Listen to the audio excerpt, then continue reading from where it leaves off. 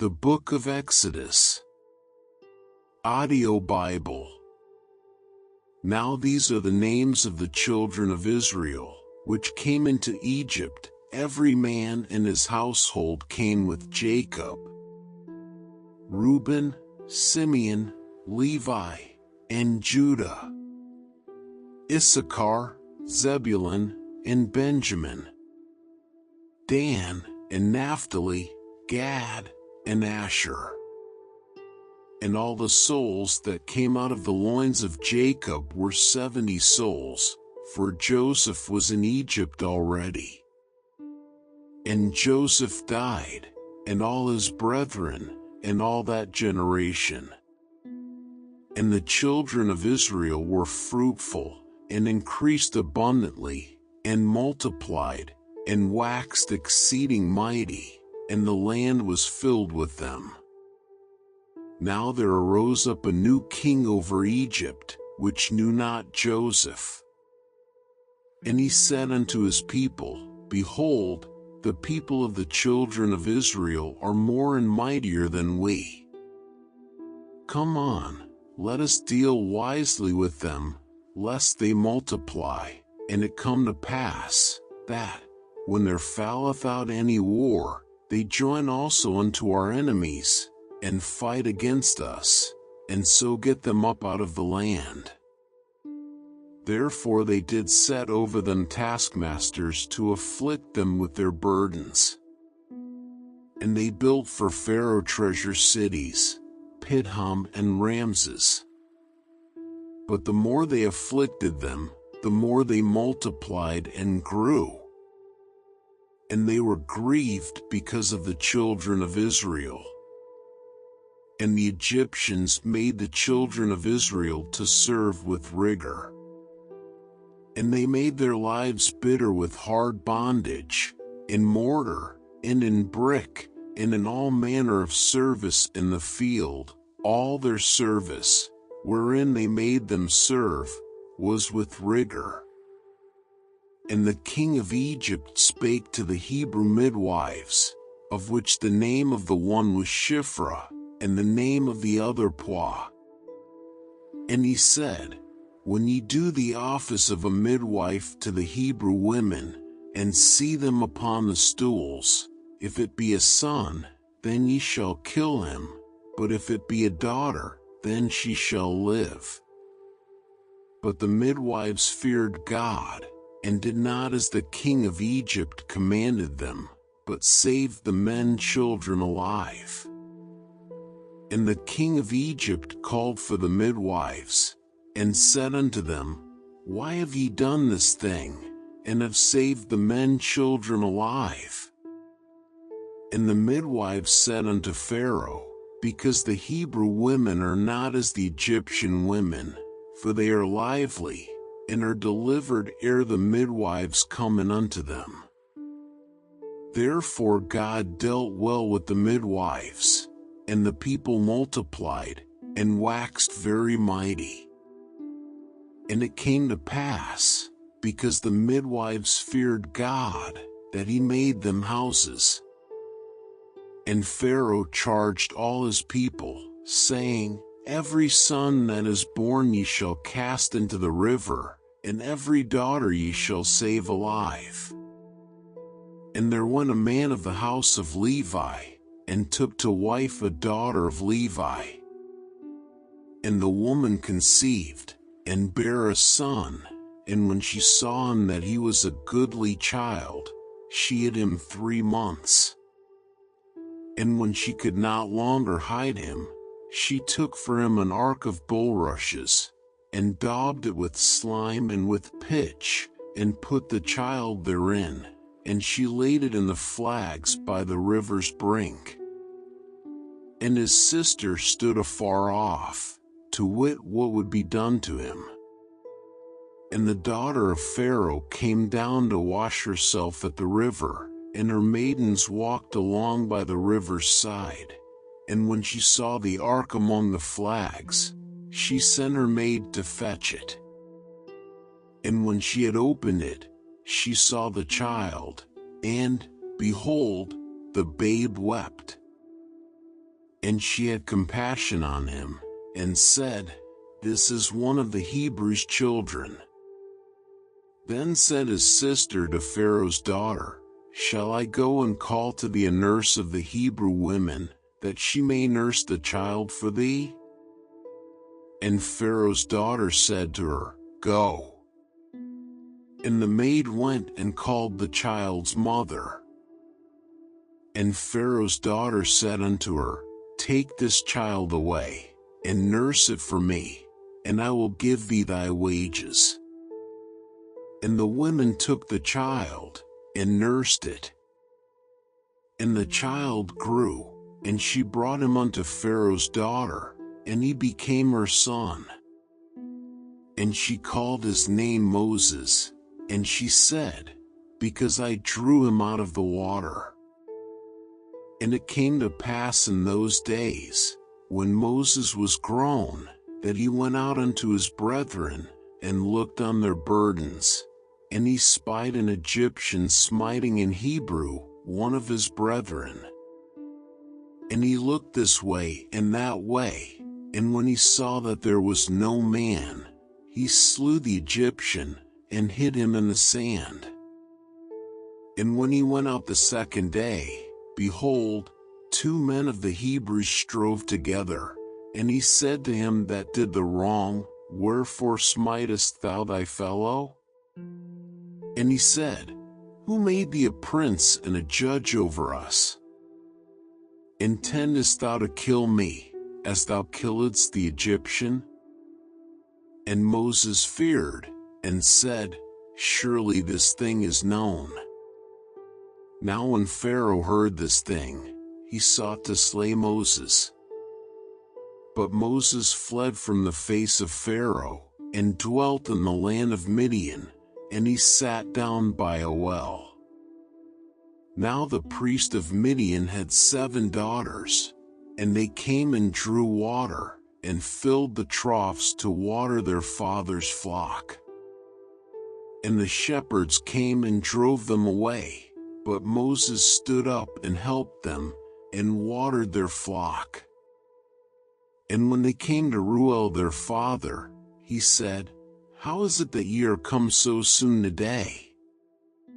And they said, "An Egyptian delivered us out of the hand of the shepherds, and also drew water enough for us, and watered the flock." And he said unto his daughters, "And where is he? Why is it that ye have left the man? Call him, that he may eat bread." And Moses was content to dwell with the man, and he gave Moses Zipporah his daughter. And she bare him a son, and he called his name Gershom, for he said, "I have been a stranger in a strange land." And it came to pass in process of time, that the king of Egypt died, and the children of Israel sighed by reason of the bondage, and they cried, and their cry came up unto God by reason of the bondage. And God heard their groaning, and God remembered his covenant with Abraham, with Isaac, and with Jacob. And God looked upon the children of Israel, and God had respect unto them. Now Moses kept the flock of Jethro his father-in-law, the priest of Midian, and he led the flock to the backside of the desert, and came to the mountain of God, even to Horeb. And the angel of the Lord appeared unto him in a flame of fire out of the midst of a bush, and he looked, and, behold, the bush burned with fire, and the bush was not consumed. And Moses said, "I will now turn aside, and see this great sight, why the bush is not burnt." And when the Lord saw that he turned aside to see, God called unto him out of the midst of the bush, and said, "Moses, Moses." And he said, "Here am I." And he said, "Draw not nigh hither, put off thy shoes from off thy feet, for the place whereon thou standest is holy ground. Moreover he said, I am the God of thy father, the God of Abraham, the God of Isaac, and the God of Jacob. And Moses hid his face, for he was afraid to look upon God. And the Lord said, I have surely seen the affliction of my people which are in Egypt, and have heard their cry by reason of their taskmasters, for I know their sorrows. And I am come down to deliver them out of the hand of the Egyptians, and to bring them up out of that land unto a good land and a large, unto a land flowing with milk and honey, unto the place of the Canaanites, and the Hittites, and the Amorites, and the Perizzites, and the Hivites, and the Jebusites. Now therefore, behold, the cry of the children of Israel is come unto me, and I have also seen the oppression wherewith the Egyptians oppressed them. Come now therefore, and I will send thee unto Pharaoh, that thou mayest bring forth my people the children of Israel out of Egypt. And Moses said unto God, Who am I, that I should go unto Pharaoh, and that I should bring forth the children of Israel out of Egypt? And he said, Certainly I will be with thee, and this shall be a token unto thee, that I have sent thee. When thou hast brought forth the people out of Egypt, ye shall serve God upon this mountain. And Moses said unto God, Behold, when I come unto the children of Israel, and shall say unto them, The God of your fathers hath sent me unto you, and they shall say to me, What is his name? What shall I say unto them? And God said unto Moses, I am that I am. And he said, Thus shalt thou say unto the children of Israel, I am hath sent me unto you. And God said moreover unto Moses, Thus shalt thou say unto the children of Israel, The Lord God of your fathers, the God of Abraham, the God of Isaac, and the God of Jacob, hath sent me unto you. This is my name forever, and this is my memorial unto all generations. Go, and gather the elders of Israel together, and say unto them, The Lord God of your fathers, the God of Abraham, of Isaac, and of Jacob, appear unto me, saying, I have surely visited you, and seen that which is done to you in Egypt. And I have said, I will bring you up out of the affliction of Egypt unto the land of the Canaanites, and the Hittites, and the Amorites, and the Perizzites, and the Hivites, and the Jebusites, unto a land flowing with milk and honey. And they shall hearken to thy voice, and thou shalt come, thou and the elders of Israel, unto the king of Egypt, and ye shall say unto him, The Lord God of the Hebrews hath met with us, and now let us go, we beseech thee, 3 days' journey into the wilderness, that we may sacrifice to the Lord our God. And I am sure that the king of Egypt will not let you go, no, not by a mighty hand. And I will stretch out my hand, and smite Egypt with all my wonders which I will do in the midst thereof, and after that he will let you go. And I will give this people favor in the sight of the Egyptians, and it shall come to pass, that, when ye go, ye shall not go empty. But every woman shall borrow of her neighbor, and of her that sojourneth in her house, jewels of silver, and jewels of gold, and raiment, and ye shall put them upon your sons, and upon your daughters, and ye shall spoil the Egyptians.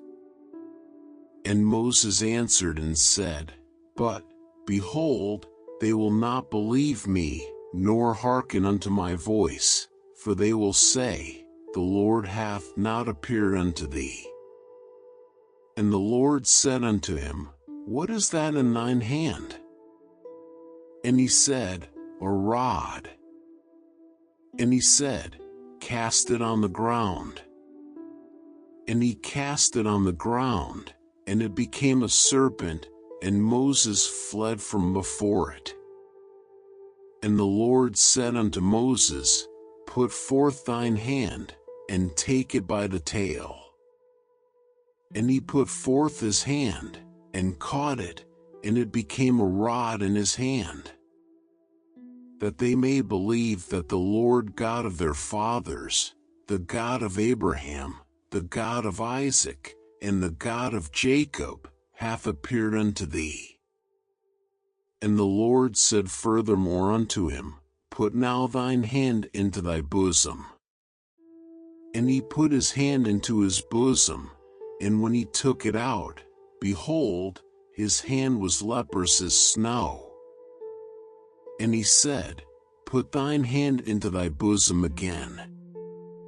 And he put his hand into his bosom again, and plucked it out of his bosom, and, behold, it was turned again as his other flesh. And it shall come to pass, if they will not believe thee, neither hearken to the voice of the first sign, that they will believe the voice of the latter sign. And it shall come to pass, if they will not believe also these two signs, neither hearken unto thy voice, that thou shalt take of the water of the river, and pour it upon the dry land, and the water which thou takest out of the river shall become blood upon the dry land. And Moses said unto the Lord, O my Lord, I am not eloquent, neither heretofore, nor since thou hast spoken unto thy servant, but I am slow of speech, and of a slow tongue. And the Lord said unto him, Who hath made man's mouth? Or who mocketh the dumb, or deaf, or the seeing, or the blind? Have not I the Lord? Now therefore go, and I will be with thy mouth, and teach thee what thou shalt say. And he said, O my Lord, send, I pray thee, by the hand of him whom thou wilt send. And the anger of the Lord was kindled against Moses, and he said, Is not Aaron the Levite thy brother? I know that he can speak well. And also, behold, he cometh forth to meet thee, and when he seeth thee, he will be glad in his heart. And thou shalt speak unto him, and put words in his mouth, and I will be with thy mouth, and with his mouth, and will teach you what ye shall do. And he shall be thy spokesman unto the people, and he shall be, even he shall be to thee instead of a mouth, and thou shalt be to him instead of God. And thou shalt take this rod in thine hand, wherewith thou shalt do signs. And Moses went and returned to Jethro his father-in-law, and said unto him, Let me go, I pray thee, and return unto my brethren which are in Egypt, and see whether they be yet alive. And Jethro said to Moses, Go in peace. And the Lord said unto Moses in Midian, Go, return into Egypt, for all the men are dead which sought thy life. And Moses took his wife and his sons, and set them upon an ass, and he returned to the land of Egypt, and Moses took the rod of God in his hand. And the Lord said unto Moses, When thou goest to return into Egypt, see that thou do all those wonders before Pharaoh, which I have put in thine hand, but I will harden his heart, that he shall not let the people go. And thou shalt say unto Pharaoh, Thus saith the Lord, Israel is my son, even my firstborn. And I say unto thee, Let my son go, that he may serve me. And if thou refuse to let him go, behold, I will slay thy son, even thy firstborn. And it came to pass by the way in the inn, that the Lord met him, and sought to kill him. Then Zipporah took a sharp stone, and cut off the foreskin of her son, and cast it at his feet, and said, Surely a bloody husband art thou to me. So he let him go. Then she said, A bloody husband thou art, because of the circumcision. And the Lord said to Aaron, Go into the wilderness to meet Moses. And he went, and met him in the mount of God, and kissed him. And Moses told Aaron all the words of the Lord who had sent him, and all the signs which he had commanded him. And Moses and Aaron went and gathered together all the elders of the children of Israel. And Aaron spake all the words which the Lord had spoken unto Moses, and did the signs in the sight of the people. And the people believed. And when they heard that the Lord had visited the children of Israel, and that he had looked upon their affliction, then they bowed their heads and worshipped. And afterward Moses and Aaron went in, and told Pharaoh, Thus saith the Lord God of Israel, Let my people go, that they may hold a feast unto me in the wilderness. And Pharaoh said, Who is the Lord, that I should obey his voice to let Israel go? I know not the Lord, neither will I let Israel go. And they said, The God of the Hebrews hath met with us. Let us go, we pray thee, 3 days' journey into the desert, and sacrifice unto the Lord our God, lest he fall upon us with pestilence, or with the sword. And the king of Egypt said unto them, Wherefore do ye, Moses and Aaron, let the people from their works? Get you unto your burdens. And Pharaoh said, Behold, the people of the land now are many, and ye make them rest from their burdens. And Pharaoh commanded the same day the taskmasters of the people, and their officers, saying, Ye shall no more give the people straw to make brick, as heretofore. Let them go and gather straw for themselves. And the tale of the bricks, which they did make heretofore, ye shall lay upon them. Ye shall not diminish aught thereof, for they be idle. Therefore they cry, saying, Let us go and sacrifice to our God. Let their more work be laid upon the men, that they may labor therein, and let them not regard vain words. And the taskmasters of the people went out, and their officers, and they spake to the people, saying, Thus saith Pharaoh, I will not give you straw. Go ye, get you straw where ye can find it, yet not out of your work shall be diminished. So the people were scattered abroad throughout all the land of Egypt to gather stubble instead of straw. And the taskmasters hasted them, saying, Fulfill your works, your daily tasks, as when there was straw. And the officers of the children of Israel, which Pharaoh's taskmasters had set over them, were beaten, and demanded, Wherefore have ye not fulfilled your task in making brick both yesterday and today, as heretofore? Then the officers of the children of Israel came and cried unto Pharaoh, saying, Wherefore dealest thou thus with thy servants? There is no straw given unto thy servants. And they say to us, Make brick, and, behold, thy servants are beaten, but the fault is in thine own people. But he said, Ye are idle, Ye are idle, therefore ye say, Let us go and do sacrifice to the Lord. Go therefore now, and work, for there shall no straw be given you, yet shall ye deliver the tale of bricks. And the officers of the children of Israel did see that they were in evil case, after it was said, Ye shall not minish off from your bricks of your daily task.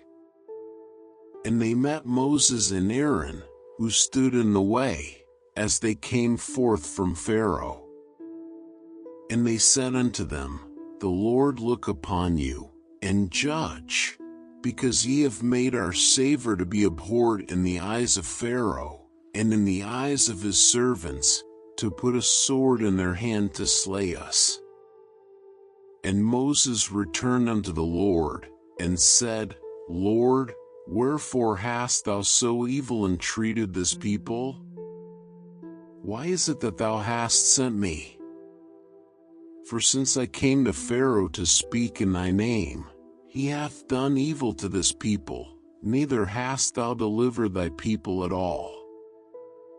Then the Lord said unto Moses, Now shalt thou see what I will do to Pharaoh, for with a strong hand shall he let them go, and with a strong hand shall he drive them out of his land. And God spake unto Moses, and said unto him, I am the Lord.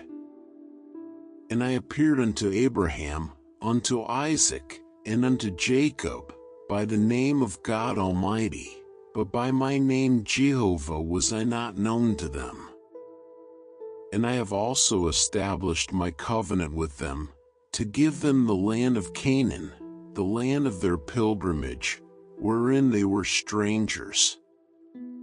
And I have also heard the groaning of the children of Israel, whom the Egyptians keep in bondage, and I have remembered my covenant.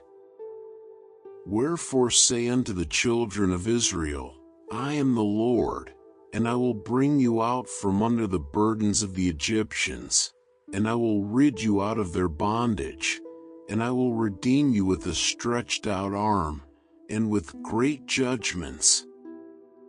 And I will take you to me for a people, and I will be to you a God, and ye shall know that I am the Lord your God, which bringeth you out from under the burdens of the Egyptians. And I will bring you in unto the land, concerning the which I did swear to give it to Abraham, to Isaac, and to Jacob, and I will give it you for an heritage. I am the Lord. And Moses spake so unto the children of Israel, but they hearkened not unto Moses for anguish of spirit, and for cruel bondage. And the Lord spake unto Moses, saying, Go and speak unto Pharaoh king of Egypt, that he let the children of Israel go out of his land. And Moses spake before the Lord, saying, Behold, the children of Israel have not hearkened unto me. How then shall Pharaoh hear me, who am of uncircumcised lips? And the Lord spake unto Moses and unto Aaron, and gave them a charge unto the children of Israel, and unto Pharaoh king of Egypt, to bring the children of Israel out of the land of Egypt. These be the heads of their fathers' houses, the sons of Reuben the firstborn of Israel, Hanok, and Palu, Hezron, and Carmi. These be the families of Reuben. And the sons of Simeon, Jemuel, and Jamin, and Ohad, and Jachin, and Zohar, and Shaul the son of a Canaanitish woman. These are the families of Simeon. And these are the names of the sons of Levi according to their generations, Gershon, and Kohath, and Merari. And the years of the life of Levi were 137 years. The sons of Gershon, Libni, and Shimi, according to their families. And the sons of Kohath, Amram, and Azar, and Hebron, and Uzziel. and the years of the life of Kohath were 133 years. And the sons of Merari, Mahali and Mushi, these are the families of Levi according to their generations. And Amram took him Jochebed his father's sister to wife, and she bare him Aaron and Moses. And the years of the life of Amram were 137 years. And the sons of Azar, Korah, and Nepheg, and Zikri.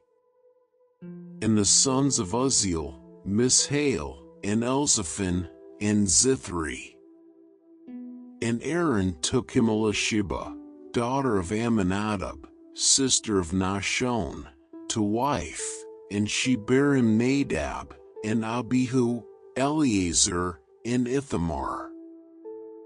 And the sons of Korah, Asur, and Elkanah, and Abiasaph, these are the families of the Korahites.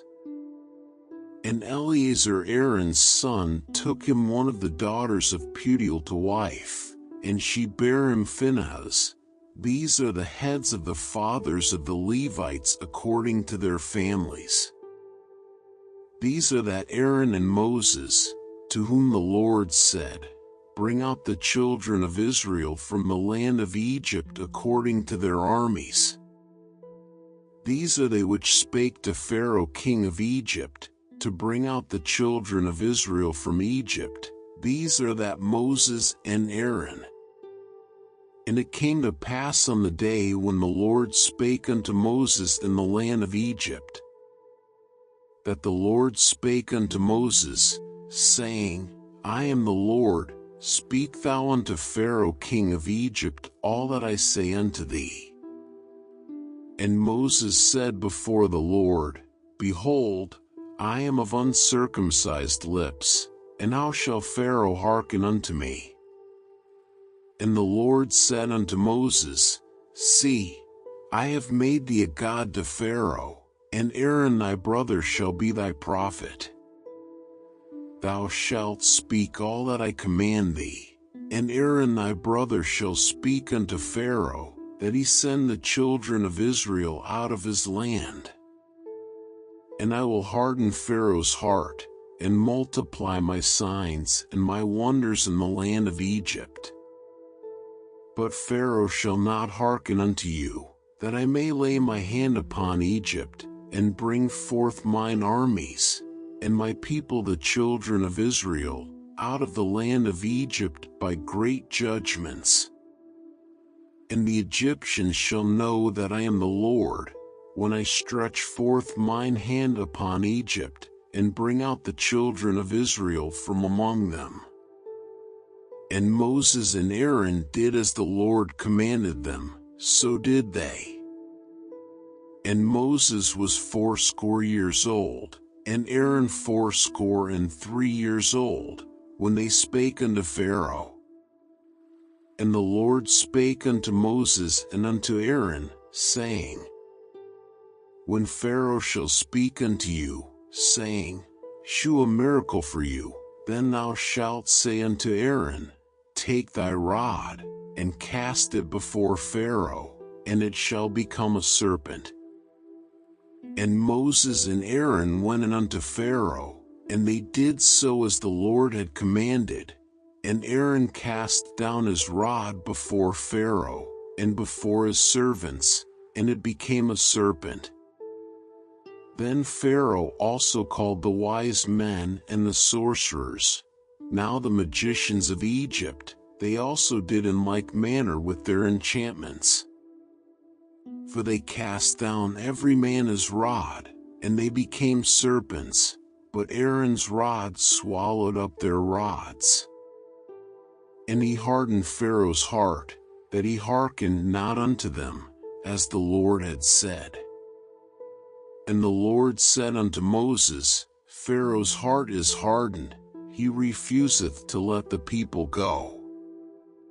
Get thee unto Pharaoh in the morning, lo, he goeth out unto the water, and thou shalt stand by the river's brink against he come, and the rod which was turned to a serpent shalt thou take in thine hand. And thou shalt say unto him, The Lord God of the Hebrews hath sent me unto thee, saying, Let my people go, that they may serve me in the wilderness. And, behold, hitherto thou wouldest not hear. Thus saith the Lord, In this thou shalt know that I am the Lord. Behold, I will smite with the rod that is in mine hand upon the waters which are in the river, and they shall be turned to blood. And the fish that is in the river shall die, and the river shall stink, and the Egyptians shall loathe to drink of the water of the river. And the Lord spake unto Moses, Say unto Aaron, Take thy rod, and stretch out thine hand upon the waters of Egypt, upon their streams, upon their rivers, and upon their ponds, and upon all their pools of water, that they may become blood, and that there may be blood throughout all the land of Egypt, both in vessels of wood, and in vessels of stone. And Moses and Aaron did so, as the Lord commanded, and he lifted up the rod, and smote the waters that were in the river, in the sight of Pharaoh, and in the sight of his servants, and all the waters that were in the river were turned to blood. And the fish that was in the river died, and the river stank, and the Egyptians could not drink of the water of the river, and there was blood throughout all the land of Egypt. And the magicians of Egypt did so with their enchantments, and Pharaoh's heart was hardened, neither did he hearken unto them, as the Lord had said. And Pharaoh turned and went into his house, neither did he set his heart to this also. And all the Egyptians digged round about the river for water to drink, for they could not drink of the water of the river. And 7 days were fulfilled, after that the Lord had smitten the river. And the Lord spake unto Moses, Go unto Pharaoh, and say unto him, Thus saith the Lord, Let my people go, that they may serve me. And if thou refuse to let them go, behold, I will smite all thy borders with frogs. And the river shall bring forth frogs abundantly, which shall go up and come into thine house, and into thy bedchamber, and upon thy bed, and into the house of thy servants, and upon thy people, and into thine ovens, and into thy kneading troughs. And the frog shall come up both on thee, and upon thy people, and upon all thy servants. And the Lord spake unto Moses, Say unto Aaron, Stretch forth thine hand with thy rod over the streams, over the rivers, and over the ponds, and cause frogs to come up upon the land of Egypt. And Aaron stretched out his hand over the waters of Egypt, and the frogs came up, and covered the land of Egypt. And the magicians did so with their enchantments, and brought up frogs upon the land of Egypt.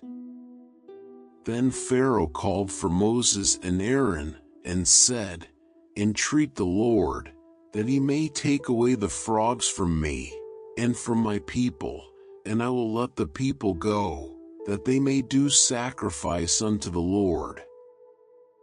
And Moses said unto Pharaoh, Glory over me, when shall I entreat for thee, and for thy servants, and for thy people, to destroy the frogs from thee and thy houses, that they may remain in the river only?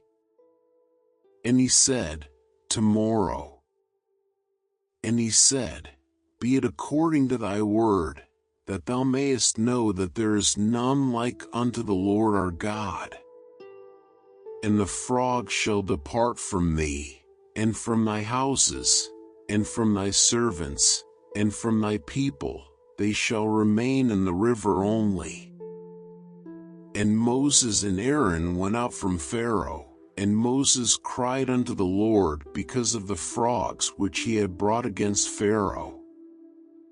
And the Lord did according to the word of Moses, and the frogs died out of the houses, out of the villages, and out of the fields. And they gathered them together upon heaps, and the land stank. But when Pharaoh saw that there was respite, he hardened his heart, and hearkened not unto them, as the Lord had said. And the Lord said unto Moses, Say unto Aaron, Stretch out thy rod, and smite the dust of the land, that it may become lice throughout all the land of Egypt. And they did so, for Aaron stretched out his hand with his rod, and smote the dust of the earth, and it became lice in man, and in beast. All the dust of the land became lice throughout all the land of Egypt. And the magicians did so with their enchantments to bring forth lice, but they could not, so there were lice upon man, and upon beast. Then the magicians said unto Pharaoh, This is the finger of God. And Pharaoh's heart was hardened, and he hearkened not unto them, as the Lord had said. And the Lord said unto Moses, Rise up early in the morning, and stand before Pharaoh. Lo, he cometh forth to the water, and say unto him, Thus saith the Lord, Let my people go, that they may serve me. Else, if thou wilt not let my people go, behold, I will send swarms of flies upon thee, and upon thy servants, and upon thy people, and into thy houses. And the houses of the Egyptians shall be full of swarms of flies, and also the ground whereon they are. And I will sever in that day the land of Goshen, in which my people dwell, that no swarms of flies shall be there, to the end thou mayest know that I am the Lord in the midst of the earth. And I will put a division between my people and thy people. Tomorrow shall this sign be. And the Lord did so, and there came a grievous swarm of flies into the house of Pharaoh, and into his servants' houses, and into all the land of Egypt. The land was corrupted by reason of the swarm of flies. And Pharaoh called for Moses and for Aaron, and said, Go ye, sacrifice to your God in the land. And Moses said, It is not meet so to do, for we shall sacrifice the abomination of the Egyptians to the Lord our God. Lo, shall we sacrifice the abomination of the Egyptians before their eyes? And will they not stone us?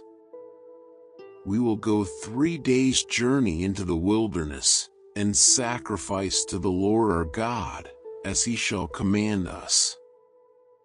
And Pharaoh said, I will let you go, that ye may sacrifice to the Lord your God in the wilderness, only ye shall not go very far away. Entreat for me. And Moses said, Behold, I go out from thee, and I will entreat the Lord that the swarms of flies may depart from Pharaoh, from his servants, and from his people, tomorrow. But let not Pharaoh deal deceitfully any more in not letting the people go to sacrifice to the Lord. And Moses went out from Pharaoh, and entreated the Lord. And the Lord did according to the word of Moses, and he removed the swarms of flies from Pharaoh, from his servants, and from his people. There remained not one. And Pharaoh hardened his heart at this time also, neither would he let the people go. Then the Lord said unto Moses, Go in unto Pharaoh, and tell him, Thus saith the Lord God of the Hebrews, Let my people go, that they may serve me. For if thou refuse to let them go, and wilt hold them still, behold, the hand of the Lord is upon thy cattle which is in the field, upon the horses, upon the asses, upon the camels, upon the oxen, and upon the sheep, there shall be a very grievous murrain. And the Lord shall sever between the cattle of Israel and the cattle of Egypt, and there shall nothing die of all that is the children's of Israel. And the Lord appointed a set time, saying, Tomorrow the Lord shall do this thing in the land. And the Lord did that thing on the morrow, and all the cattle of Egypt died, but of the cattle of the children of Israel died not one. And Pharaoh sent, and, behold, there was not one of the cattle of the Israelites dead. And the heart of Pharaoh was hardened, and he did not let the people go. And the Lord said unto Moses and unto Aaron, Take to you handfuls of ashes of the furnace, and let Moses sprinkle it toward the heaven in the sight of Pharaoh. And it shall become small dust in all the land of Egypt, and shall be a boil breaking forth with blains upon man, and upon beast, throughout all the land of Egypt. And they took ashes of the furnace, and stood before Pharaoh, and Moses sprinkled it up toward heaven, and it became a boil breaking forth with blains upon man, and upon beast. And the magicians could not stand before Moses because of the boils, for the boil was upon the magicians, and upon all the Egyptians. And the Lord hardened the heart of Pharaoh, and he hearkened not unto them, as the Lord had spoken unto Moses. And the Lord said unto Moses, Rise up early in the morning, and stand before Pharaoh, and say unto him, Thus saith the Lord God of the Hebrews, Let my people go, that they may serve me. For I will at this time send all my plagues upon thine heart, and upon thy servants, and upon thy people, that thou mayest know that there is none like me in all the earth. For now I will stretch out my hand, that I may smite thee and thy people with pestilence, and thou shalt be cut off from the earth. And in very deed for this cause have I raised thee up, for to shew in thee my power, and that my name may be declared throughout all the earth. As yet exaltest thou thyself against my people, that thou wilt not let them go? Behold, tomorrow about this time I will cause it to rain a very grievous hail, such as hath not been in Egypt since the foundation thereof even until now. Send therefore now, and gather thy cattle, and all that thou hast in the field, for upon every man and beast which shall be found in the field, and shall not be brought home, the hail shall come down upon them, and they shall die. He that feared the word of the Lord among the servants of Pharaoh made his servants and his cattle flee into the houses. And he that regarded not the word of the Lord left his servants and his cattle in the field. And the Lord said unto Moses, Stretch forth thine hand toward heaven, that there may be hail in all the land of Egypt, upon man, and upon beast, and upon every herb of the field, throughout the land of Egypt.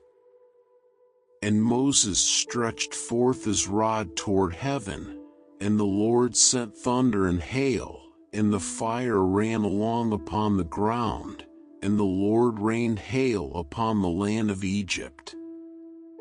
So there was hail, and fire mingled with the hail, very grievous, such as there was none like it in all the land of Egypt since it became a nation.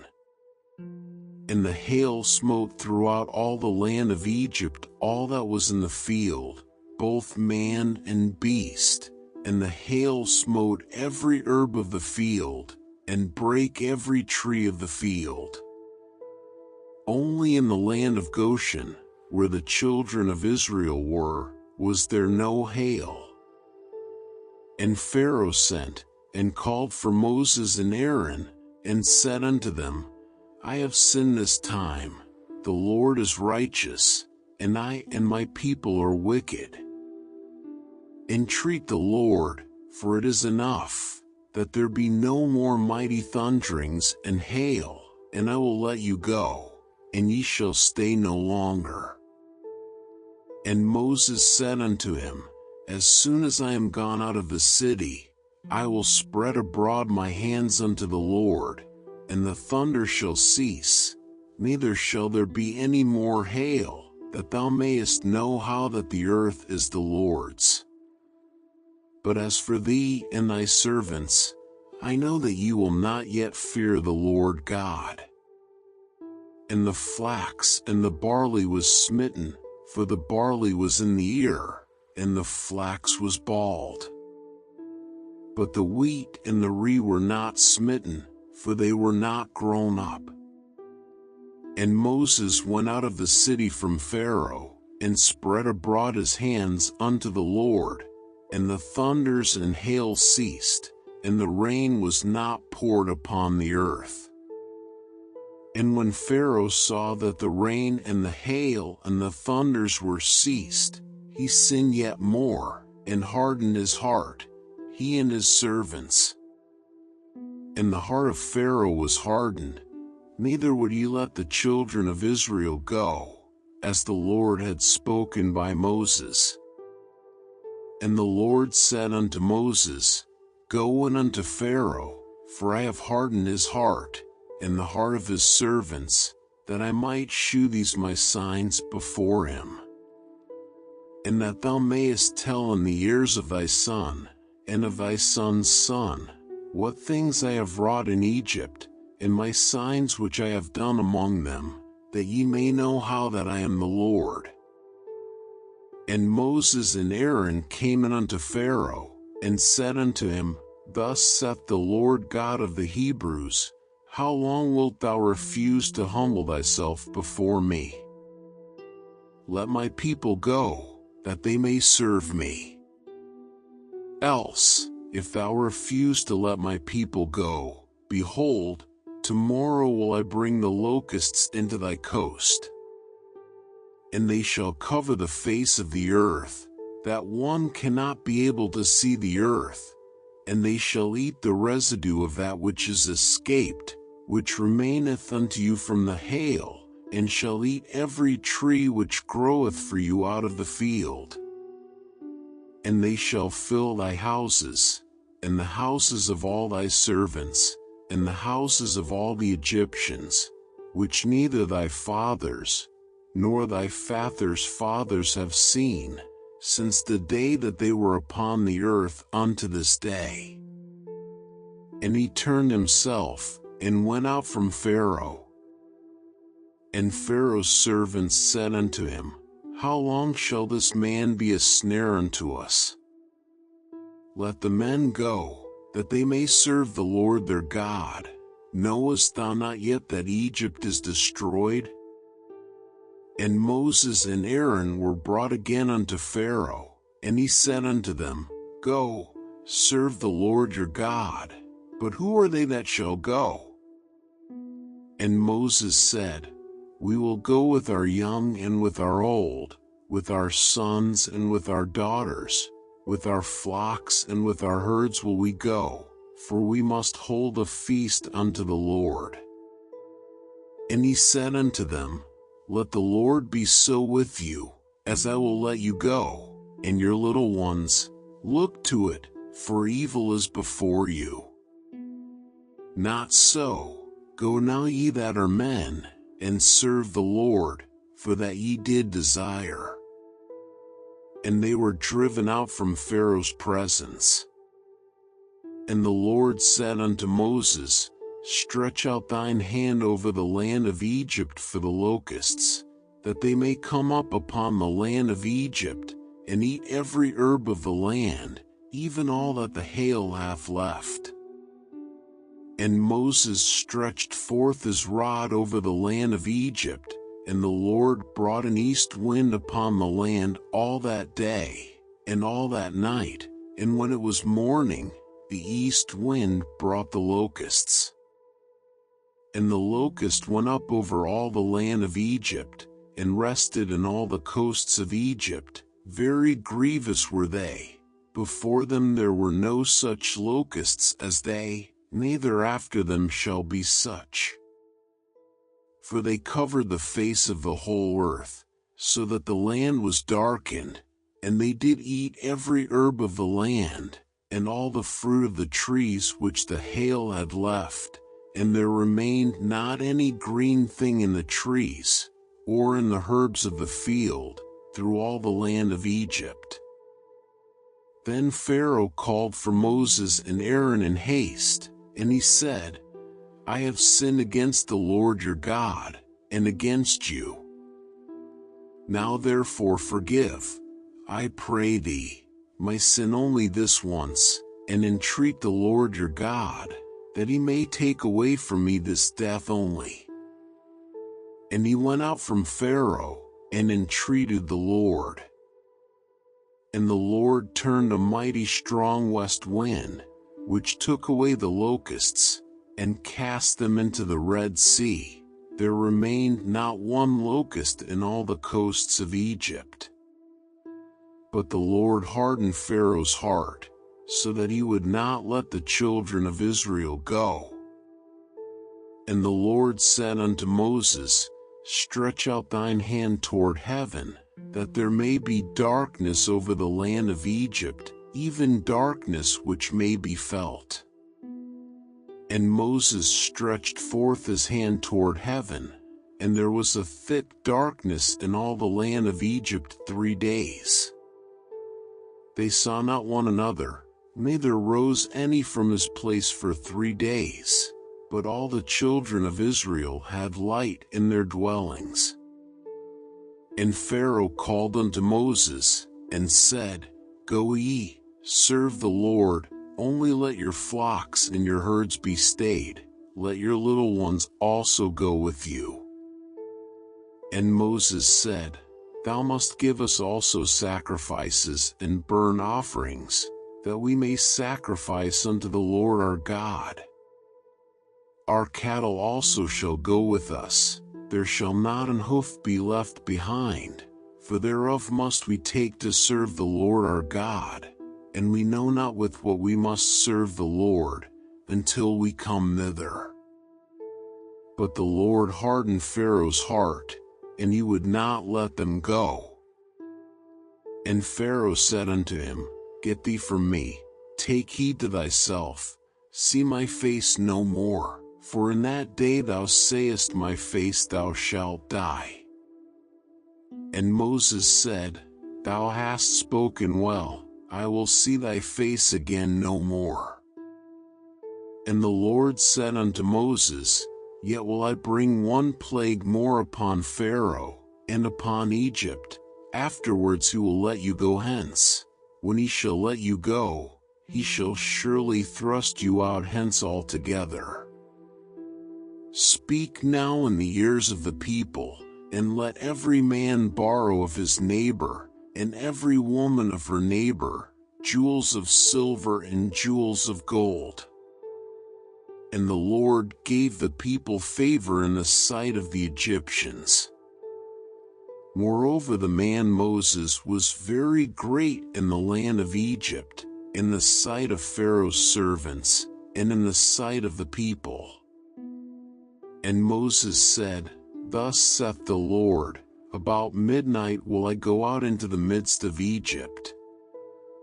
And all the firstborn in the land of Egypt shall die, from the firstborn of Pharaoh that sitteth upon his throne, even unto the firstborn of the maidservant that is behind the mill, and all the firstborn of beasts. And there shall be a great cry throughout all the land of Egypt, such as there was none like it, nor shall be like it any more. But against any of the children of Israel shall not a dog move his tongue, against man or beast, that ye may know how that the Lord doth put a difference between the Egyptians and Israel. And all these thy servants shall come down unto me, and bow down themselves unto me, saying, Get thee out, and all the people that follow thee, and after that I will go out. And he went out from Pharaoh in a great anger. And the Lord said unto Moses, Pharaoh shall not hearken unto you, that my wonders may be multiplied in the land of Egypt. And Moses and Aaron did all these wonders before Pharaoh, and the Lord hardened Pharaoh's heart, so that he would not let the children of Israel go out of his land. And the Lord spake unto Moses and Aaron in the land of Egypt, saying, This month shall be unto you the beginning of months, it shall be the first month of the year to you.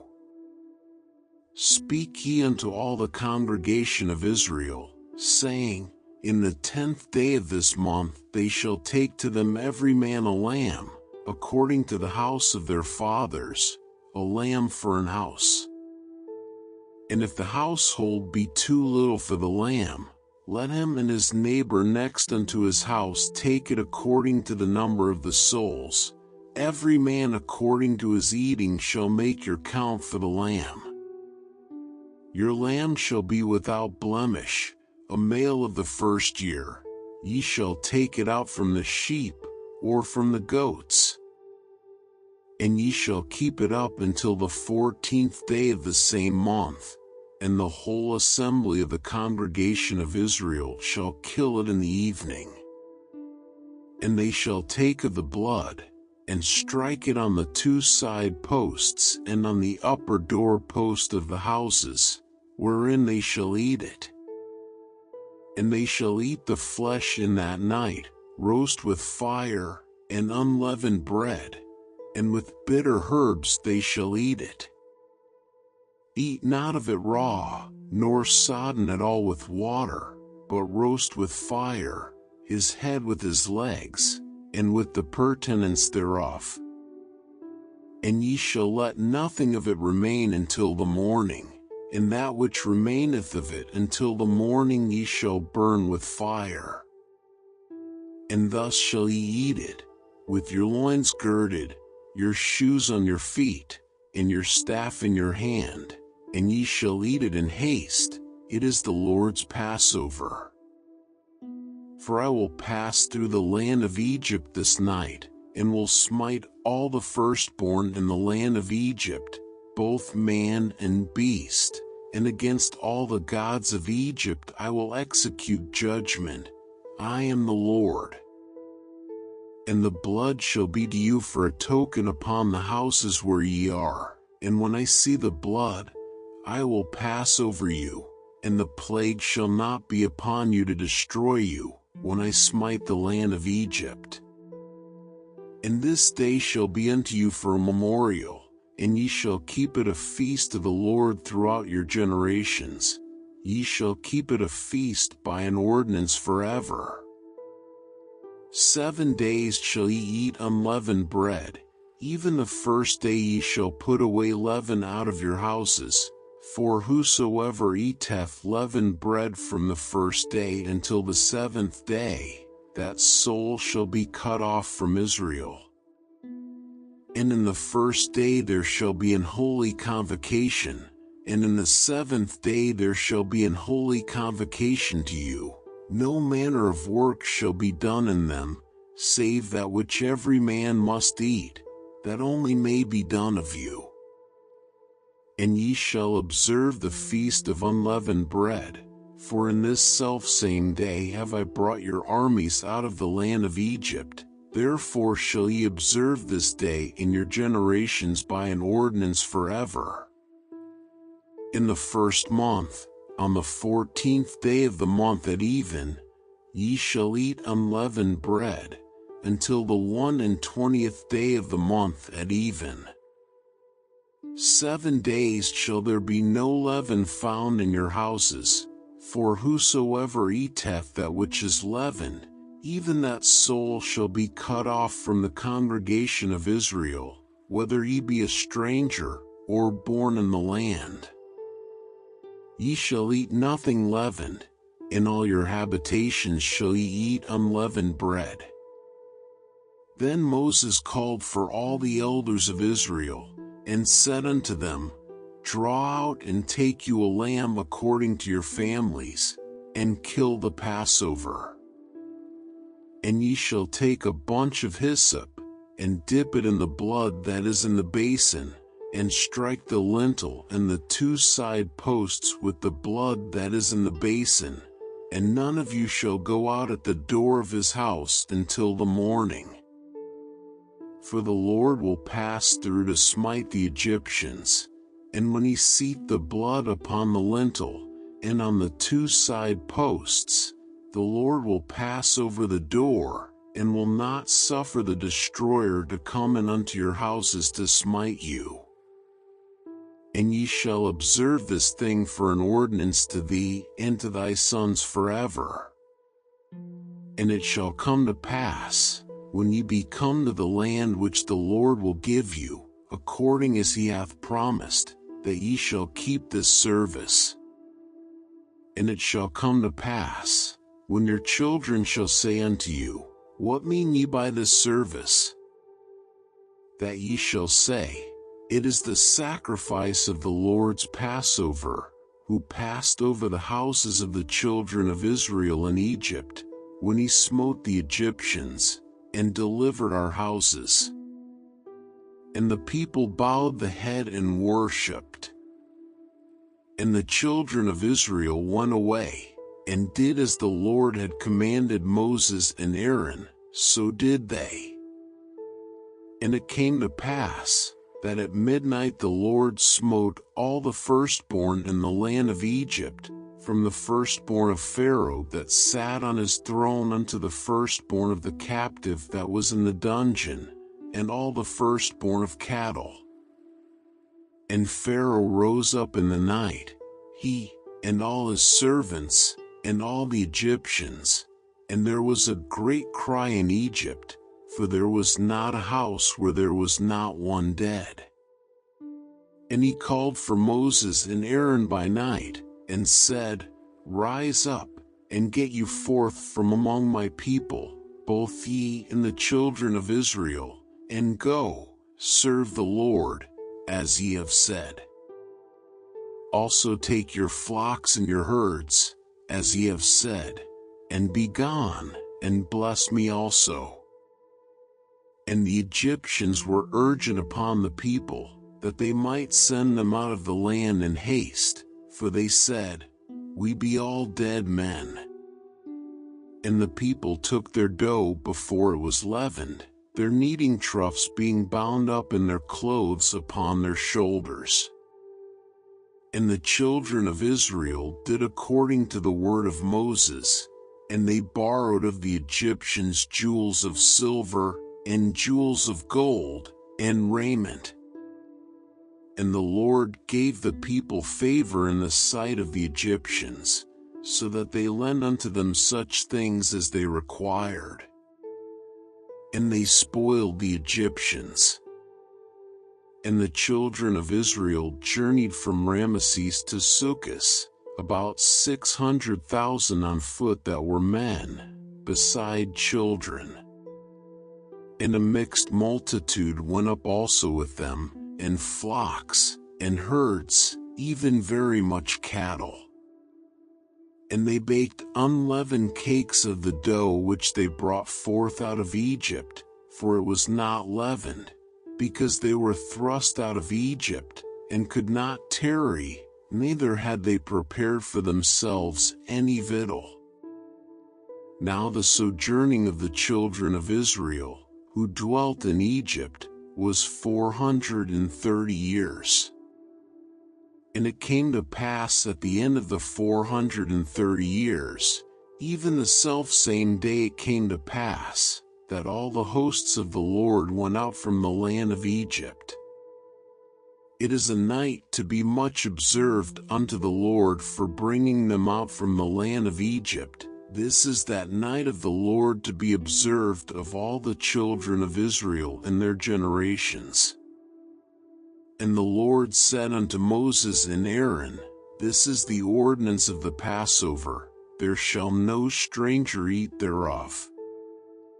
But every man's servant that is bought for money, when thou hast circumcised him, then shall he eat thereof. A foreigner and an hired servant shall not eat thereof. In one house shall it be eaten. Thou shalt not carry forth out of the flesh abroad out of the house, neither shall ye break a bone thereof. All the congregation of Israel shall keep it. And when a stranger shall sojourn with thee, and will keep the Passover to the Lord, let all his males be circumcised, and then let him come near and keep it, and he shall be as one that is born in the land, for no uncircumcised person shall eat thereof. One law shall be to him that is homeborn, and unto the stranger that sojourneth among you. Thus did all the children of Israel, as the Lord commanded Moses and Aaron, so did they. And it came to pass the selfsame day, that the Lord did bring the children of Israel out of the land of Egypt by their armies. And the Lord spake unto Moses, saying, Sanctify unto me all the firstborn, whatsoever openeth the womb among the children of Israel, both of man and of beast, it is mine.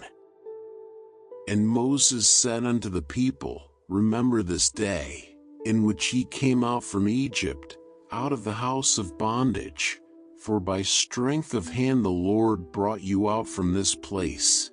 There shall no leavened bread be eaten. This day came ye out in the month Abib.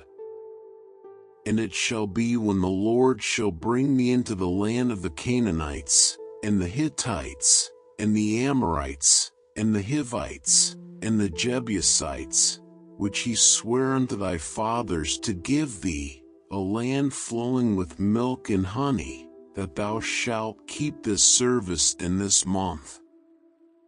7 days thou shalt eat unleavened bread, and in the 7th day shall be a feast to the Lord. Unleavened bread shall be eaten 7 days, and there shall no leavened bread be seen with thee, neither shall there be leaven seen with thee in all thy quarters. And thou shalt shew thy son in that day, saying, This is done because of that which the Lord did unto me when I came forth out of Egypt.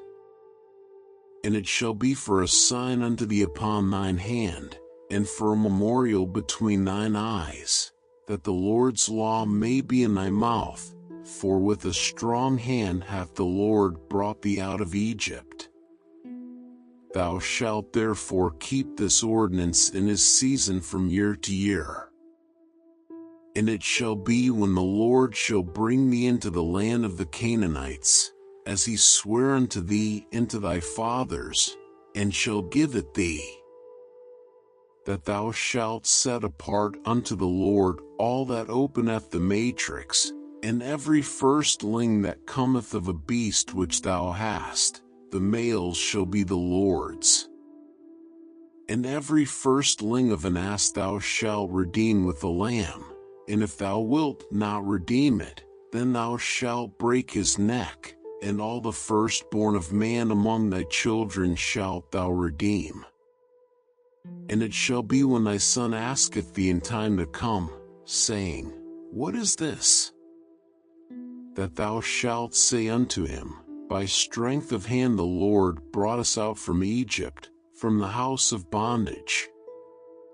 And it came to pass, when Pharaoh would hardly let us go, that the Lord slew all the firstborn in the land of Egypt, both the firstborn of man, and the firstborn of beast. Therefore I sacrifice to the Lord all that openeth the matrix, being males, but all the firstborn of my children I redeem. And it shall be for a token upon thine hand, and for frontlets between thine eyes. For by strength of hand the Lord brought us forth out of Egypt. And it came to pass, when Pharaoh had let the people go, that God led them not through the way of the land of the Philistines, although that was near, for God said, lest peradventure the people repent when they see war, and they return to Egypt. But God led the people about, through the way of the wilderness of the Red Sea, and the children of Israel went up harnessed out of the land of Egypt. And Moses took the bones of Joseph with him, for he had straitly sworn the children of Israel, saying, God will surely visit you, and ye shall carry up my bones away hence with you. And they took their journey from Succoth, and encamped in Etham, in the edge of the wilderness. And the Lord went before them by day in a pillar of a cloud, to lead them the way, and by night in a pillar of fire, to give them light, to go by day and night. He took not away the pillar of the cloud by day, nor the pillar of fire by night, from before the people.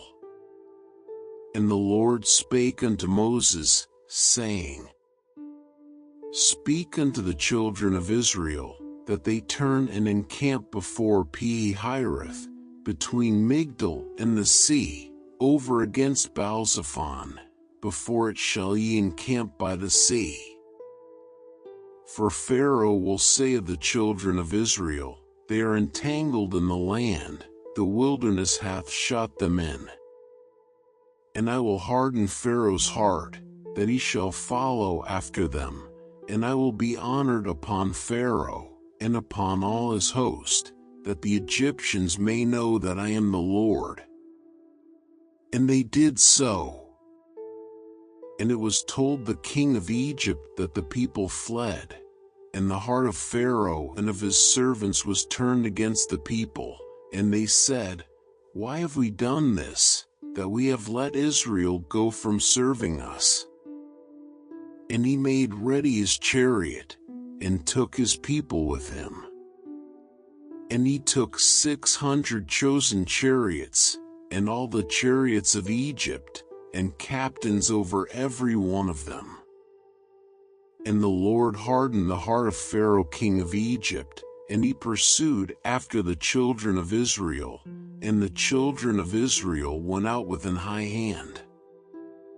But the Egyptians pursued after them all the horses and chariots of Pharaoh, and his horsemen, and his army, and overtook them encamping by the sea, beside Pi-hahiroth, before Baal-zephon. And when Pharaoh drew nigh, the children of Israel lifted up their eyes, and, behold, the Egyptians marched after them, and they were sore afraid, and the children of Israel cried out unto the Lord. And they said unto Moses, Because there were no graves in Egypt, hast thou taken us away to die in the wilderness? Wherefore hast thou dealt thus with us, to carry us forth out of Egypt? Is not this the word that we did tell thee in Egypt, saying, Let us alone, that we may serve the Egyptians? For it had been better for us to serve the Egyptians, than that we should die in the wilderness. And Moses said unto the people, Fear ye not, stand still, and see the salvation of the Lord, which he will shew to you today. For the Egyptians whom ye have seen today, ye shall see them again no more forever. The Lord shall fight for you, and ye shall hold your peace. And the Lord said unto Moses, Wherefore criest thou unto me? Speak unto the children of Israel, that they go forward. But lift thou up thy rod, and stretch out thine hand over the sea, and divide it, and the children of Israel shall go on dry ground through the midst of the sea. And I, Behold, I will harden the hearts of the Egyptians, and they shall follow them, and I will get me honor upon Pharaoh, and upon all his host, upon his chariots, and upon his horsemen. And the Egyptians shall know that I am the Lord, when I have gotten me honor upon Pharaoh, upon his chariots, and upon his horsemen. And the angel of God, which went before the camp of Israel, removed and went behind them, and the pillar of the cloud went from before their face, and stood behind them. And it came between the camp of the Egyptians and the camp of Israel, and it was a cloud and darkness to them, but it gave light by night to these, so that the one came not near the other all the night. And Moses stretched out his hand over the sea, and the Lord caused the sea to go back by a strong east wind all that night, and made the sea dry land, and the waters were divided. And the children of Israel went into the midst of the sea upon the dry ground, and the waters were a wall unto them on their right hand, and on their left. And the Egyptians pursued, and went in after them to the midst of the sea, even all Pharaoh's horses, his chariots, and his horsemen. And it came to pass, that in the morning watch the Lord looked unto the host of the Egyptians through the pillar of fire and of the cloud, and troubled the host of the Egyptians, and took off their chariot wheels, that they drave them heavily, so that the Egyptians said, Let us flee from the face of Israel, for the Lord fighteth for them against the Egyptians. And the Lord said unto Moses, Stretch out thine hand over the sea, that the waters may come again upon the Egyptians, upon their chariots, and upon their horsemen. And Moses stretched forth his hand over the sea, and the sea returned to his strength when the morning appeared, and the Egyptians fled against it, and the Lord overthrew the Egyptians in the midst of the sea. And the waters returned, and covered the chariots, and the horsemen, and all the host of Pharaoh that came into the sea after them. There remained not so much as one of them.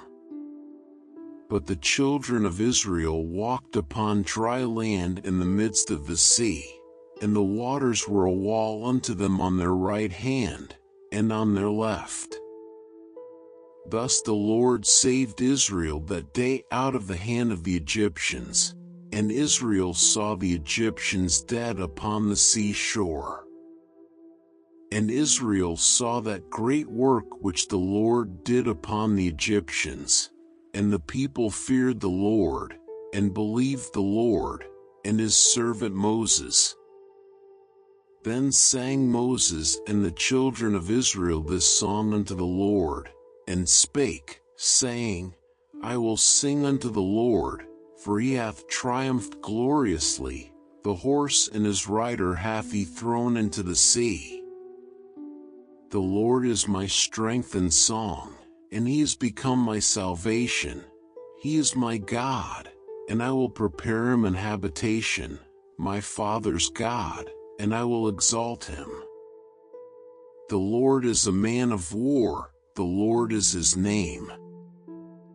Pharaoh's chariots and his host hath he cast into the sea, his chosen captains also are drowned in the Red Sea. The depths have covered them, they sank into the bottom as a stone. Thy right hand, O Lord, is become glorious in power, thy right hand, O Lord, hath dashed in pieces the enemy. And in the greatness of thine excellency thou hast overthrown them that rose up against thee, thou sentest forth thy wrath, which consumed them as stubble. And with the blast of thy nostrils the waters were gathered together, the floods stood upright as an heap, and the depths were congealed in the heart of the sea. The enemy said, I will pursue, I will overtake, I will divide the spoil, my lust shall be satisfied upon them. I will draw my sword, my hand shall destroy them. Thou didst blow with thy wind, the sea covered them, they sank as lead in the mighty waters. Who is like unto thee, O Lord, among the gods? Who is like thee, glorious in holiness, fearful in praises, doing wonders? Thou stretchedst out thy right hand, the earth swallowed them. Thou in thy mercy hast led forth the people which thou hast redeemed, thou hast guided them in thy strength unto thy holy habitation. The people shall hear, and be afraid, sorrow shall take hold on the inhabitants of Palestina. Then the dukes of Edom shall be amazed, the mighty men of Moab, trembling shall take hold upon them, all the inhabitants of Canaan shall melt away.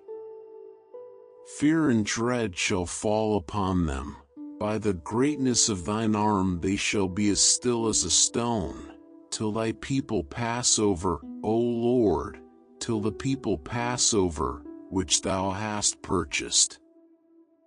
Thou shalt bring them in, and plant them in the mountain of thine inheritance, in the place, O Lord, which thou hast made for thee to dwell in the sanctuary, O Lord, which thy hands have established.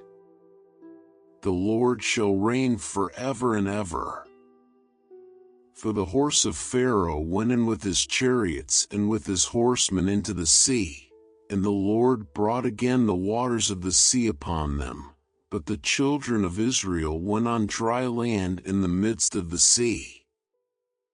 And Miriam the prophetess, the sister of Aaron, took a timbrel in her hand, and all the women went out after her with timbrels and with dances.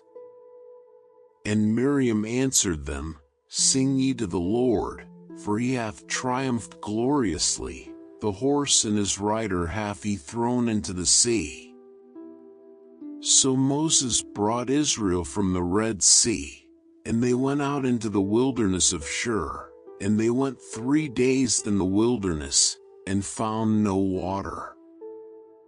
And when they came to Marah, they could not drink of the waters of Marah, for they were bitter, therefore the name of it was called Marah. And the people murmured against Moses, saying, What shall we drink? And he cried unto the Lord, and the Lord shewed him a tree, which when he had cast into the waters were made sweet. There he made for them a statute and an ordinance, and there he proved them. And said, If thou wilt diligently hearken to the voice of the Lord thy God, and wilt do that which is right in his sight, and wilt give ear to his commandments, and keep all his statutes, I will put none of these diseases upon thee, which I have brought upon the Egyptians, for I am the Lord that healeth thee. And they came to Elim, where were 12 wells of water, and 70 palm trees, and they encamped there by the waters. And they took their journey from Elim, and all the congregation of the children of Israel came unto the wilderness of Sin, which is between Elim and Sinai, on the 15th day of the 2nd month after their departing out of the land of Egypt. And the whole congregation of the children of Israel murmured against Moses and Aaron in the wilderness. And the children of Israel said unto them, Would to God we had died by the hand of the Lord in the land of Egypt, when we sat by the flesh pots, and when we did eat bread to the full, for ye have brought us forth into this wilderness, to kill this whole assembly with hunger. Then said the Lord unto Moses, Behold, I will rain bread from heaven for you, And the people shall go out and gather a certain rate every day, that I may prove them, whether they will walk in my law, or no. And it shall come to pass, that on the 6th day they shall prepare that which they bring in, and it shall be twice as much as they gather daily. And Moses and Aaron said unto all the children of Israel, At even, then ye shall know that the Lord hath brought you out from the land of Egypt. And in the morning, then ye shall see the glory of the Lord, for that he heareth your murmurings against the Lord. And what are we, that ye murmur against us? And Moses said, This shall be, when the Lord shall give you in the evening flesh to eat, and in the morning bread to the full, for that the Lord heareth your murmurings which ye murmur against him. And what are we? Your murmurings are not against us, but against the Lord. And Moses spake unto Aaron, saying unto all the congregation of the children of Israel, Come near before the Lord, for he hath heard your murmurings. And it came to pass, as Aaron spake unto the whole congregation of the children of Israel, that they looked toward the wilderness, and, behold, the glory of the Lord appeared in the cloud. And the Lord spake unto Moses, saying, I have heard the murmurings of the children of Israel. Speak unto them, saying, And even ye shall eat flesh, and in the morning ye shall be filled with bread, and ye shall know that I am the Lord your God. And it came to pass, that at even the quails came up, and covered the camp, and in the morning the dew lay round about the host. And when the dew that lay was gone up, behold, upon the face of the wilderness there lay a small round thing, as small as the hoarfrost on the ground. And when the children of Israel saw it, they said one to another, It is manna, for they wist not what it was. And Moses said unto them, This is the bread which the Lord hath given you to eat. This is the thing which the Lord hath commanded. Gather of it every man according to his eating, an omer for every man, according to the number of your persons. Take ye every man for them which are in his tents. And the children of Israel did so, and gathered, some more, some less. And when they did meet it with an omer, he that gathered much had nothing over, and he that gathered little had no lack. They gathered every man according to his eating. And Moses said, Let no man leave of it till the morning. Notwithstanding they hearkened not unto Moses, but some of them left of it until the morning, and it bred worms, and stank, and Moses was wroth with them. And they gathered it every morning, every man according to his eating, and when the sun waxed hot, it melted. And it came to pass, that on the 6th day they gathered twice as much bread, 2 omers for one man, and all the rulers of the congregation came and told Moses. And he said unto them, This is that which the Lord hath said, Tomorrow is the rest of the holy Sabbath unto the Lord. Bake that which ye will bake today, and seethe that ye will seethe, and that which remaineth overlay up for you to be kept until the morning. And they laid it up till the morning, as Moses bade, and it did not stink, neither was there any worm therein. And Moses said, Eat that today, for today is a Sabbath unto the Lord. Today ye shall not find it in the field. 6 days ye shall gather it, but on the 7th day, which is the Sabbath, in it there shall be none. And it came to pass, that there went out some of the people on the seventh day for to gather, and they found none. And the Lord said unto Moses, How long refuse ye to keep my commandments and my laws? See, for that the Lord hath given you the Sabbath, therefore he giveth you on the sixth day the bread of 2 days. Abide ye every man in his place, let no man go out of his place on the seventh day. So the people rested on the seventh day. And the house of Israel called the name thereof manna, and it was like coriander seed, white, and the taste of it was like wafers made with honey. And Moses said, This is the thing which the Lord commendeth, fill an omer of it to be kept for your generations, that they may see the bread wherewith I have fed you in the wilderness, when I brought you forth from the land of Egypt. And Moses said unto Aaron, Take a pot, and put an omer full of manna therein, and lay it up before the Lord, to be kept for your generations. As the Lord commanded Moses, so Aaron laid it up before the testimony, to be kept. And the children of Israel did eat manna 40 years, until they came to a land inhabited. They did eat manna, until they came unto the borders of the land of Canaan. Now an omer is the 10th part of an ephah.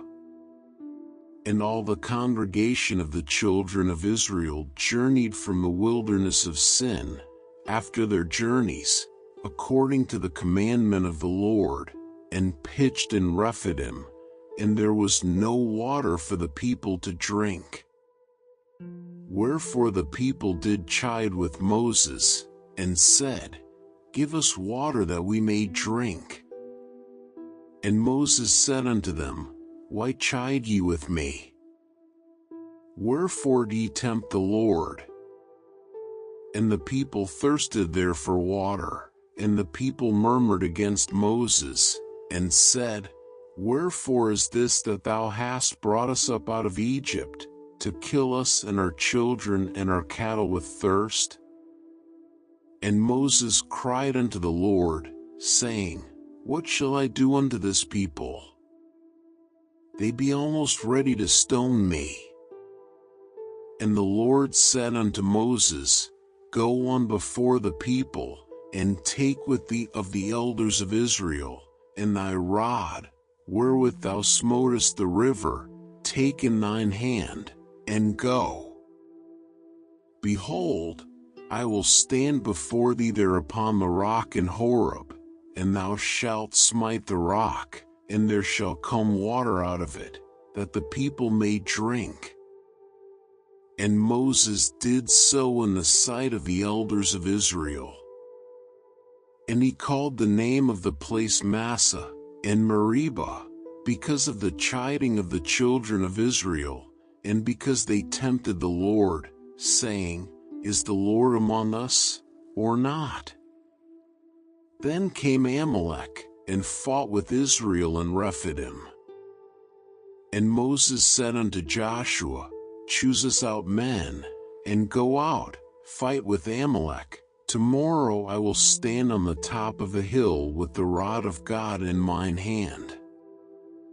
So Joshua did as Moses had said to him, and fought with Amalek, and Moses, Aaron, and Hur went up to the top of the hill. And it came to pass, when Moses held up his hand, that Israel prevailed, and when he let down his hand, Amalek prevailed. But Moses' hands were heavy, and they took a stone, and put it under him, and he sat thereon, and Aaron and Hur stayed up his hands, the one on the one side, and the other on the other side, and his hands were steady until the going down of the sun. And Joshua discomfited Amalek and his people with the edge of the sword. And the Lord said unto Moses, Write this for a memorial in a book, and rehearse it in the ears of Joshua, for I will utterly put out the remembrance of Amalek from under heaven. And Moses built an altar, and called the name of it Jehovah Nissi. For he said, Because the Lord hath sworn that the Lord will have war with Amalek from generation to generation. When Jethro, the priest of Midian, Moses' father-in-law, heard of all that God had done for Moses, and for Israel his people, and that the Lord had brought Israel out of Egypt. Then Jethro, Moses' father-in-law, took Zipporah, Moses' wife, after he had sent her back, and her 2 sons, of which the name of the one was Gershom, for he said, I have been an alien in a strange land. And the name of the other was Eleazar, for the God of my father, said he, was mine help, and delivered me from the sword of Pharaoh. And Jethro, Moses' father-in-law, came with his sons and his wife unto Moses into the wilderness, where he encamped at the mount of God. And he said unto Moses, I thy father-in-law Jethro am come unto thee, and thy wife, and her 2 sons with her. And Moses went out to meet his father-in-law, and did obeisance, and kissed him, and they asked each other of their welfare, and they came into the tent. And Moses told his father-in-law all that the Lord had done unto Pharaoh and to the Egyptians for Israel's sake, and all the travail that had come upon them by the way, and how the Lord delivered them. And Jethro rejoiced for all the goodness which the Lord had done to Israel, whom he had delivered out of the hand of the Egyptians.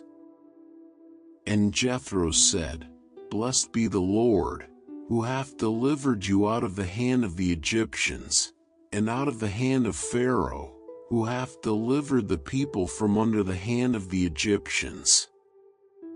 Now I know that the Lord is greater than all gods, for in the thing wherein they dealt proudly he was above them.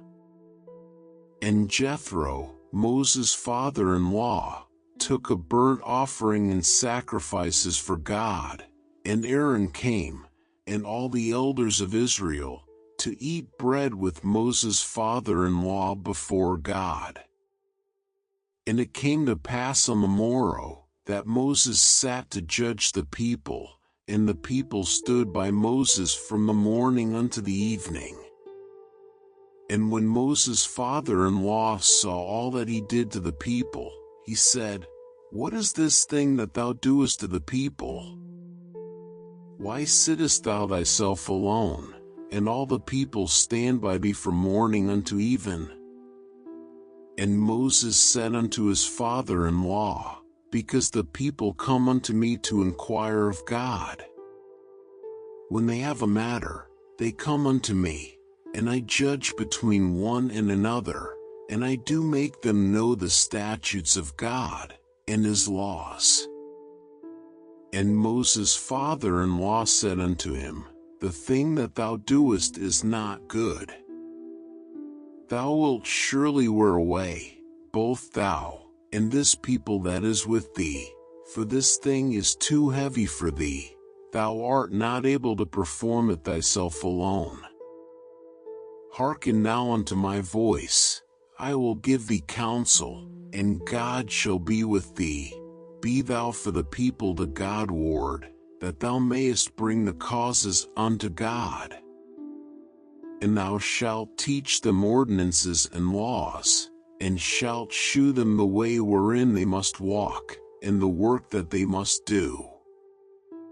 Moreover thou shalt provide out of all the people able men, such as fear God, men of truth, hating covetousness, and place such over them, to be rulers of thousands, and rulers of hundreds, rulers of 50s, and rulers of 10s. And let them judge the people at all seasons, and it shall be, that every great matter they shall bring unto thee, but every small matter they shall judge, so shall it be easier for thyself, and they shall bear the burden with thee. If thou shalt do this thing, and God command thee so, then thou shalt be able to endure, and all this people shall also go to their place in peace. So Moses hearkened to the voice of his father-in-law, and did all that he had said. And Moses chose able men out of all Israel, and made them heads over the people, rulers of thousands, rulers of hundreds, rulers of 50s, and rulers of 10s. And they judged the people at all seasons. The hard causes they brought unto Moses, but every small matter they judged themselves. And Moses let his father-in-law depart, and he went his way into his own land.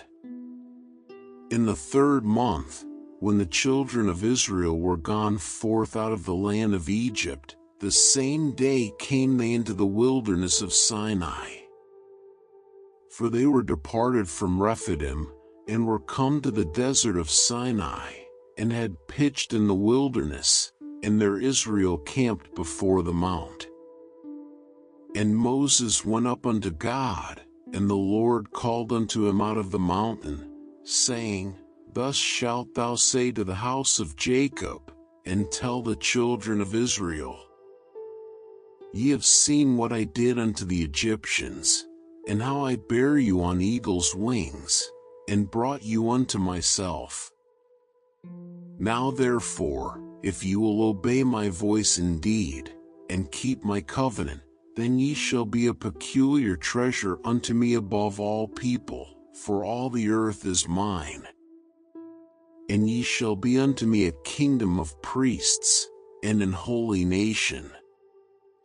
These are the words which thou shalt speak unto the children of Israel. And Moses came and called for the elders of the people, and laid before their faces all these words which the Lord commanded him. And all the people answered together, and said, All that the Lord hath spoken we will do. And Moses returned the words of the people unto the Lord. And the Lord said unto Moses, Lo, I come unto thee in a thick cloud, that the people may hear when I speak with thee, and believe thee forever. And Moses told the words of the people unto the Lord. And the Lord said unto Moses, Go unto the people, and sanctify them today and tomorrow, and let them wash their clothes. And be ready against the 3rd day, for the 3rd day the Lord will come down in the sight of all the people upon Mount Sinai. And thou shalt set bounds unto the people round about, saying, Take heed to yourselves, that ye go not up into the mount, or touch the border of it. Whosoever toucheth the mount shall be surely put to death. There shall not an hand touch it, but he shall surely be stoned, or shot through, whether it be beast or man, it shall not live. When the trumpet soundeth long, they shall come up to the mount. And Moses went down from the mount unto the people, and sanctified the people, and they washed their clothes. And he said unto the people, Be ready against the 3rd day, come not at your wives. And it came to pass on the 3rd day in the morning, that there were thunders and lightnings, and a thick cloud upon the mount, and the voice of the trumpet exceeding loud, so that all the people that was in the camp trembled. And Moses brought forth the people out of the camp to meet with God, and they stood at the nether part of the mount. And Mount Sinai was altogether on a smoke, because the Lord descended upon it in fire, and the smoke thereof ascended as the smoke of a furnace, and the whole mount quaked greatly. And when the voice of the trumpet sounded long, and waxed louder and louder, Moses spake, and God answered him by a voice. And the Lord came down upon Mount Sinai, on the top of the mount, and the Lord called Moses up to the top of the mount, and Moses went up. And the Lord said unto Moses, Go down, charge the people, lest they break through unto the Lord to gaze, and many of them perish. And let the priests also, which come near to the Lord, sanctify themselves, lest the Lord break forth upon them. And Moses said unto the Lord, The people cannot come up to Mount Sinai, for thou chargedst us, saying, Set bounds about the mount, and sanctify it.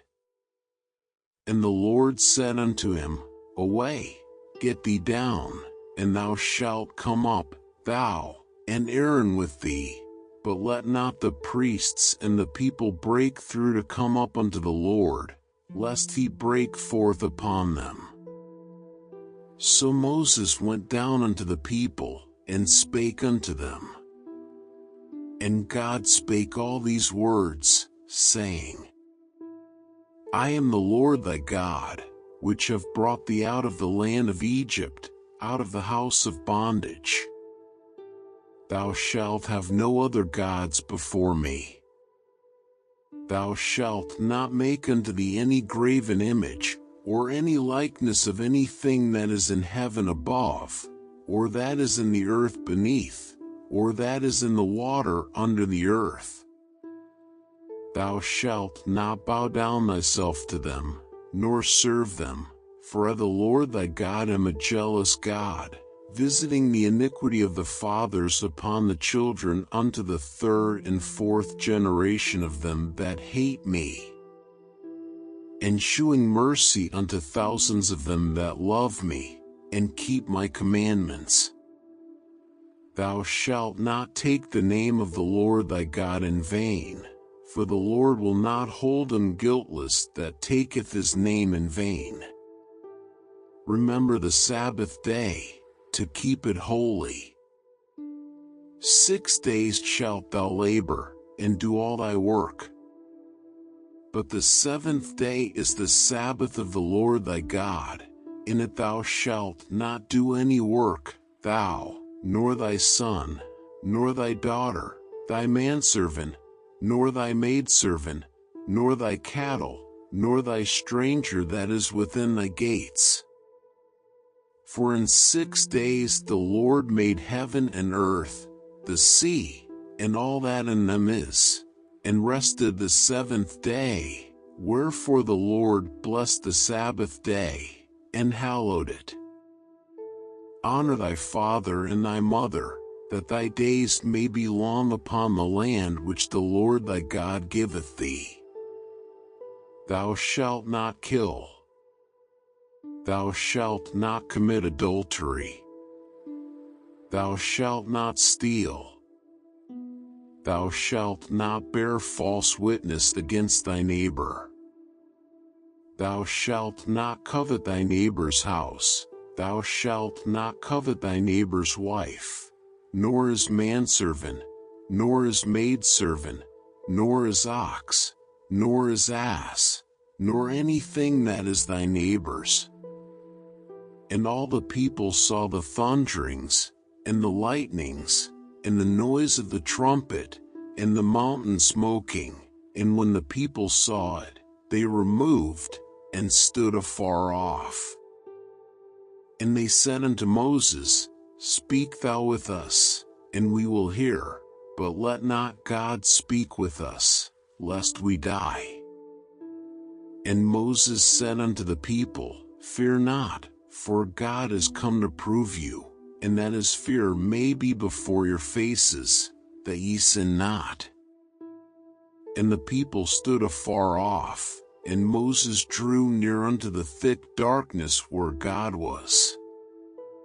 And the Lord said unto Moses, Thus thou shalt say unto the children of Israel, Ye have seen that I have talked with you from heaven. Ye shall not make with me gods of silver, neither shall ye make unto you gods of gold.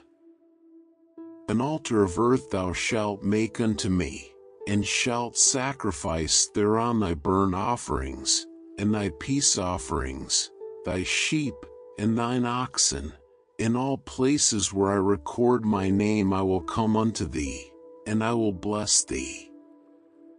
And if thou wilt make me an altar of stone, thou shalt not build it of hewn stone, for if thou lift up thy tool upon it, thou hast polluted it. Neither shalt thou go up by steps unto mine altar, that thy nakedness be not discovered thereon. Now these are the judgments which thou shalt set before them.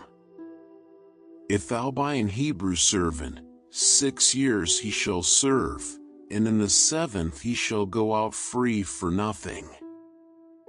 If he came in by himself, he shall go out by himself. If he were married, then his wife shall go out with him. If his master have given him a wife, and she have borne him sons or daughters, the wife and her children shall be her master's, and he shall go out by himself. And if the servant shall plainly say, I love my master, my wife, and my children, I will not go out free. Then his master shall bring him unto the judges. He shall also bring him to the door, or unto the door post, and his master shall bore his ear through with an awl, and he shall serve him forever. And if a man sell his daughter to be a maidservant, she shall not go out as the menservants do. If she please not her master, who hath betrothed her to himself, then shall he let her be redeemed. To sell her unto a strange nation he shall have no power, seeing he hath dealt deceitfully with her. And if he have betrothed her unto his son, he shall deal with her after the manner of daughters. If he take him another wife, her food, her raiment, and her duty of marriage, shall he not diminish.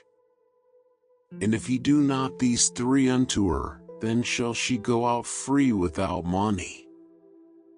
He that smitteth a man, so that he die, shall be surely put to death. And if a man lie not in wait, but God deliver him into his hand, then I will appoint thee a place whither he shall flee.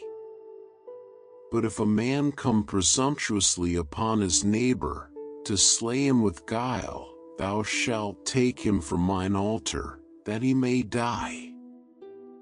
And he that smitteth his father, or his mother, shall be surely put to death. And he that stealeth a man, and selleth him, or if he be found in his hand, he shall surely be put to death. And he that curseth his father, or his mother, shall surely be put to death. And if men strive together, and one smite another with a stone, or with his fist, and he die not, but keepeth his bed, if he rise again, and walk abroad upon his staff, then shall he that smote him be quit, only he shall pay for the loss of his time, and shall cause him to be thoroughly healed. And if a man smite his servant, or his maid, with a rod, and he die under his hand, he shall be surely punished. Notwithstanding, if he continue a day or 2, he shall not be punished, for he is his money. If men strive, and hurt a woman with child, so that her fruit depart from her, and yet no mischief follow, he shall be surely punished, according as the woman's husband will lay upon him, and he shall pay as the judges determine. And if any mischief follow, then thou shalt give life for life, eye for eye, tooth for tooth, hand for hand, foot for foot, burning for burning, wound for wound, stripe for stripe. And if a man smite the eye of his servant, or the eye of his maid, that it perish, he shall let him go free for his eye's sake. And if he smite out his manservant's tooth, or his maidservant's tooth, he shall let him go free for his tooth's sake. If an ox gore a man or a woman, that they die, then the ox shall be surely stoned, and his flesh shall not be eaten, but the owner of the ox shall be quit. But if the ox were wont to push with his horn in time past, and it hath been testified to his owner, and he hath not kept him in, but that he hath killed a man or a woman, the ox shall be stoned, and his owner also shall be put to death. If there be laid on him a sum of money, then he shall give for the ransom of his life whatsoever is laid upon him. Whether he have gored a son, or have gored a daughter, according to this judgment shall it be done unto him. If the ox shall push a manservant or a maidservant, he shall give unto their master 30 shekels of silver, and the ox shall be stoned. And if a man shall open a pit, or if a man shall dig a pit, and not cover it, and an ox or an ass fall therein, the owner of the pit shall make it good, and give money unto the owner of them, and the dead beast shall be his. And if one man's ox hurt another's, that he die, then they shall sell the live ox, and divide the money of it, and the dead ox also they shall divide. Or if it be known that the ox hath used to push in time past, and his owner hath not kept him in, he shall surely pay ox for ox, and the dead shall be his own. If a man shall steal an ox, or a sheep, and kill it, or sell it, he shall restore 5 oxen for an ox, and 4 sheep for a sheep. If a thief be found breaking up, and be smitten that he die, there shall no blood be shed for him. If the sun be risen upon him, there shall be blood shed for him, for he should make full restitution. If he have nothing, then he shall be sold for his theft. If the theft be certainly found in his hand alive, whether it be ox, or ass, or sheep, he shall restore double. If a man shall cause a field or vineyard to be eaten, and shall put in his beast, and shall feed in another man's field, of the best of his own field, and of the best of his own vineyard, shall he make restitution.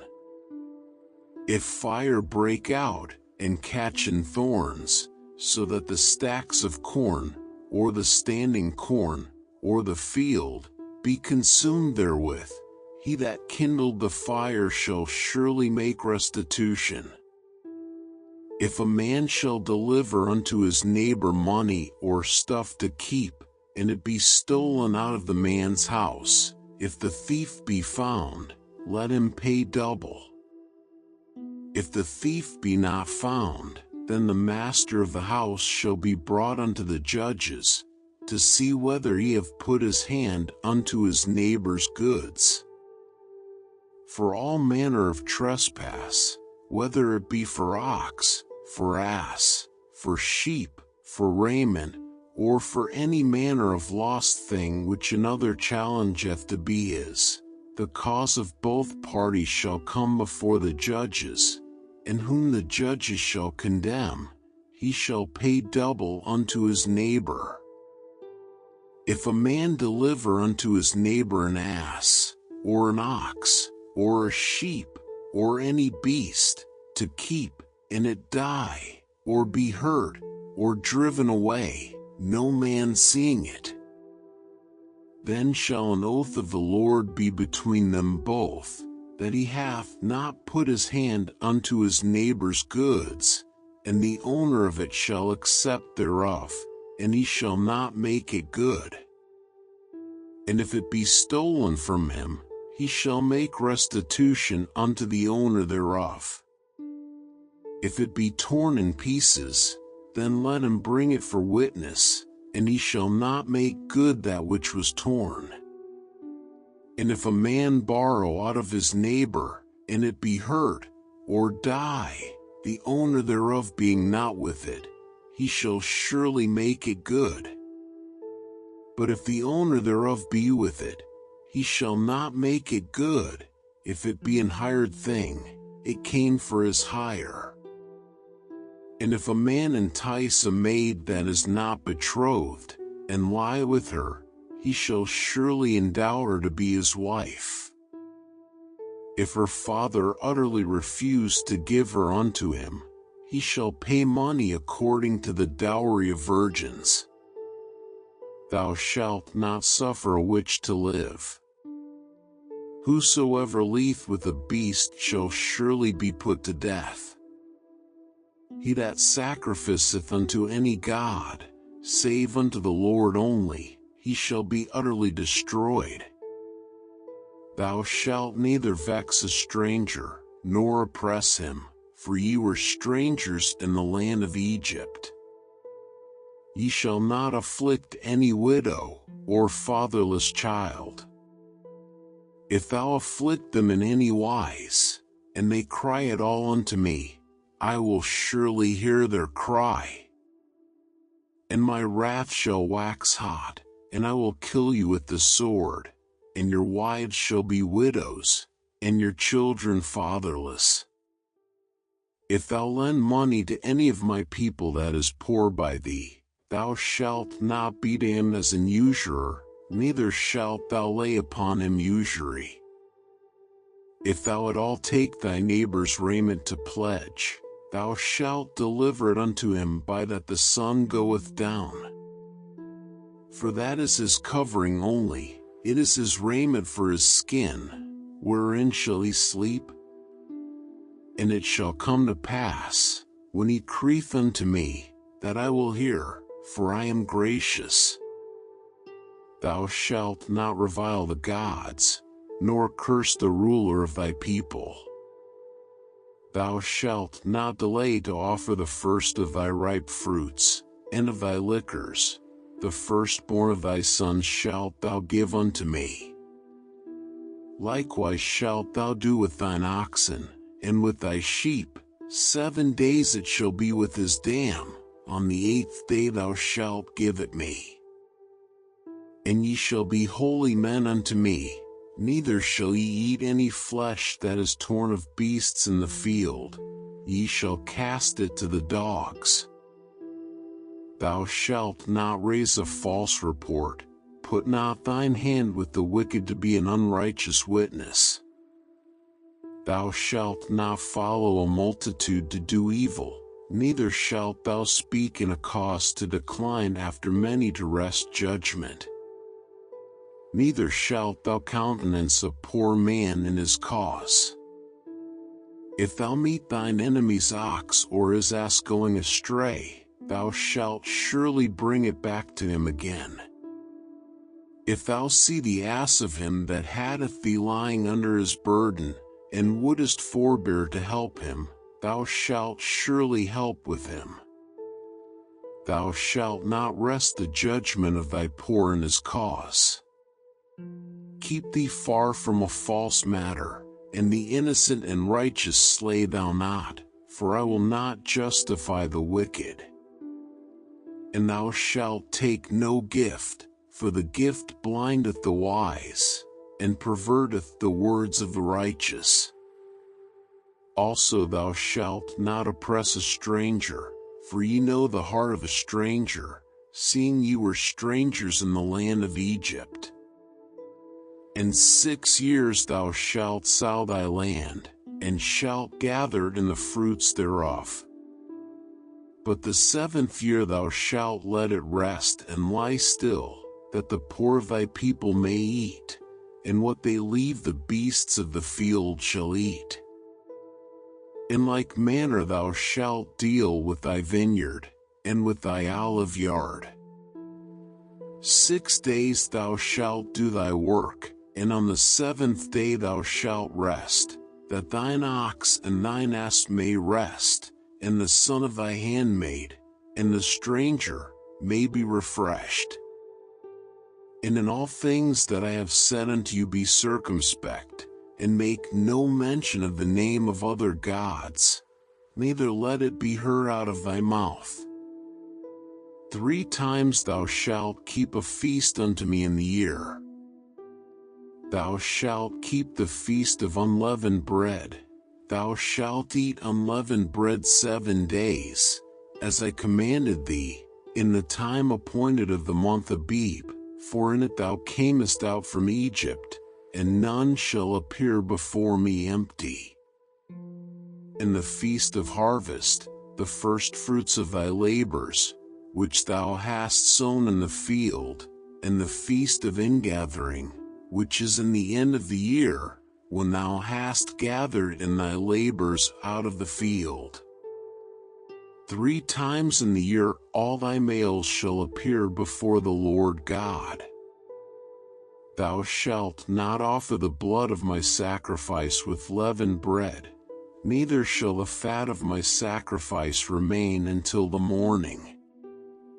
The first of the first fruits of thy land thou shalt bring into the house of the Lord thy God.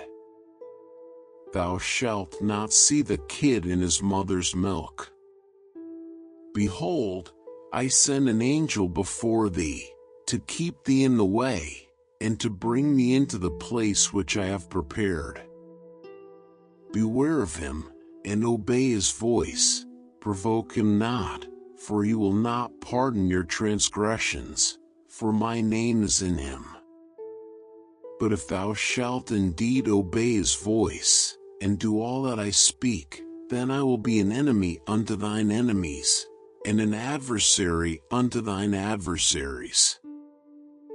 For mine angel shall go before thee, and bring thee in unto the Amorites, and the Hittites, and the Perizzites, and the Canaanites, the Hivites, and the Jebusites, and I will cut them off. Thou shalt not bow down to their gods, nor serve them, nor do after their works, but thou shalt utterly overthrow them, and quite break down their images. And ye shall serve the Lord your God, and he shall bless thy bread, and thy water, and I will take sickness away from the midst of thee. There shall nothing cast their young, nor be barren, in thy land. The number of thy days I will fulfill. I will send my fear before thee, and will destroy all the people to whom thou shalt come, and I will make all thine enemies turn their backs unto thee. And I will send hornets before thee, which shall drive out the Hivite, the Canaanite, and the Hittite, from before thee. I will not drive them out from before thee in 1 year, lest the land become desolate, and the beasts of the field multiply against thee. By little and little I will drive them out from before thee, until thou be increased, and inherit the land. And I will set thy bounds from the Red Sea even unto the sea of the Philistines, and from the desert unto the river, for I will deliver the inhabitants of the land into your hand, and thou shalt drive them out before thee.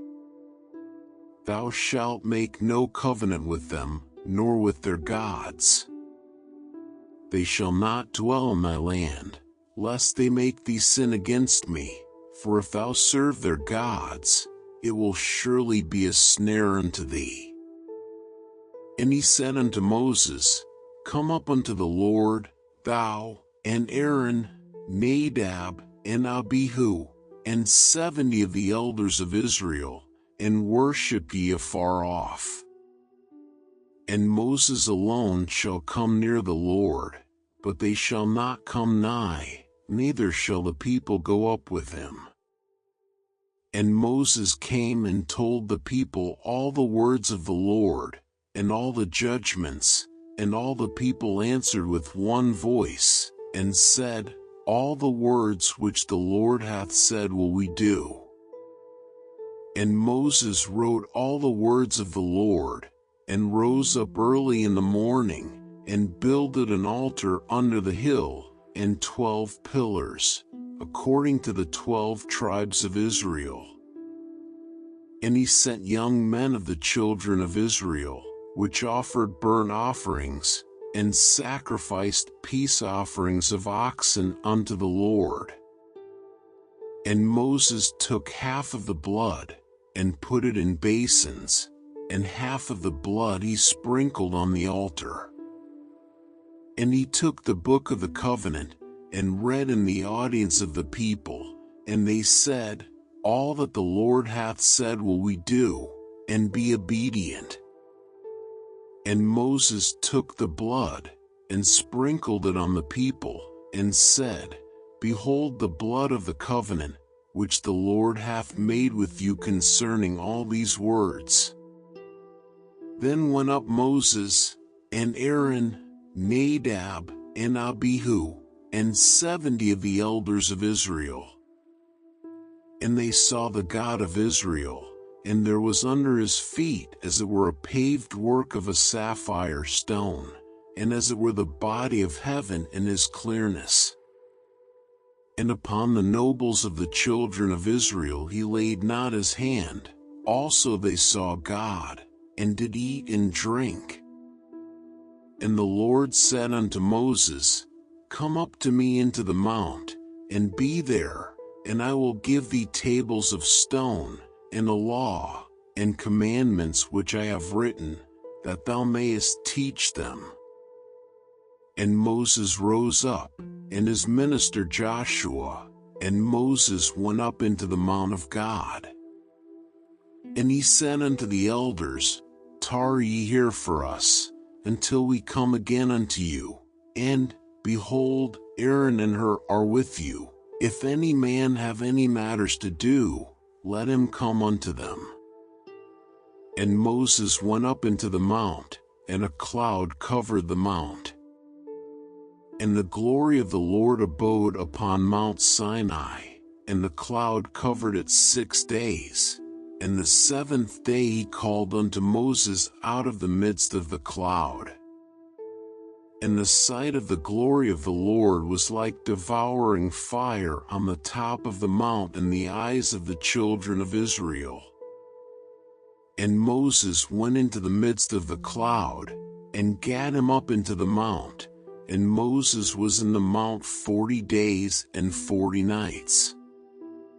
And the Lord spake unto Moses, saying, Speak unto the children of Israel, that they bring me an offering. Of every man that giveth it willingly with his heart ye shall take my offering. And this is the offering which ye shall take of them, gold, and silver, and brass, and blue, and purple, and scarlet, and fine linen, and goat's hair, and ram's skins dyed red, and badger's skins, and shittim wood, oil for the light, spices for anointing oil, and for sweet incense, onyx stones, and stones to be set in the ephod, and in the breastplate. And let them make me a sanctuary, that I may dwell among them. According to all that I shew thee, after the pattern of the tabernacle, and the pattern of all the instruments thereof, even so shall ye make it. And they shall make an ark of shittim wood, 2 cubits and a half shall be the length thereof, and 1 cubit and a half the breadth thereof, and 1 cubit and a half the height thereof. And thou shalt overlay it with pure gold, within and without shalt thou overlay it, and shalt make upon it a crown of gold round about. And thou shalt cast 4 rings of gold for it, and put them in the 4 corners thereof, and 2 rings shall be in the one side of it, and 2 rings in the other side of it. And thou shalt make staves of shittim wood, and overlay them with gold. And thou shalt put the staves into the rings by the sides of the ark, that the ark may be borne with them. The staves shall be in the rings of the ark, they shall not be taken from it. And thou shalt put into the ark the testimony which I shall give thee.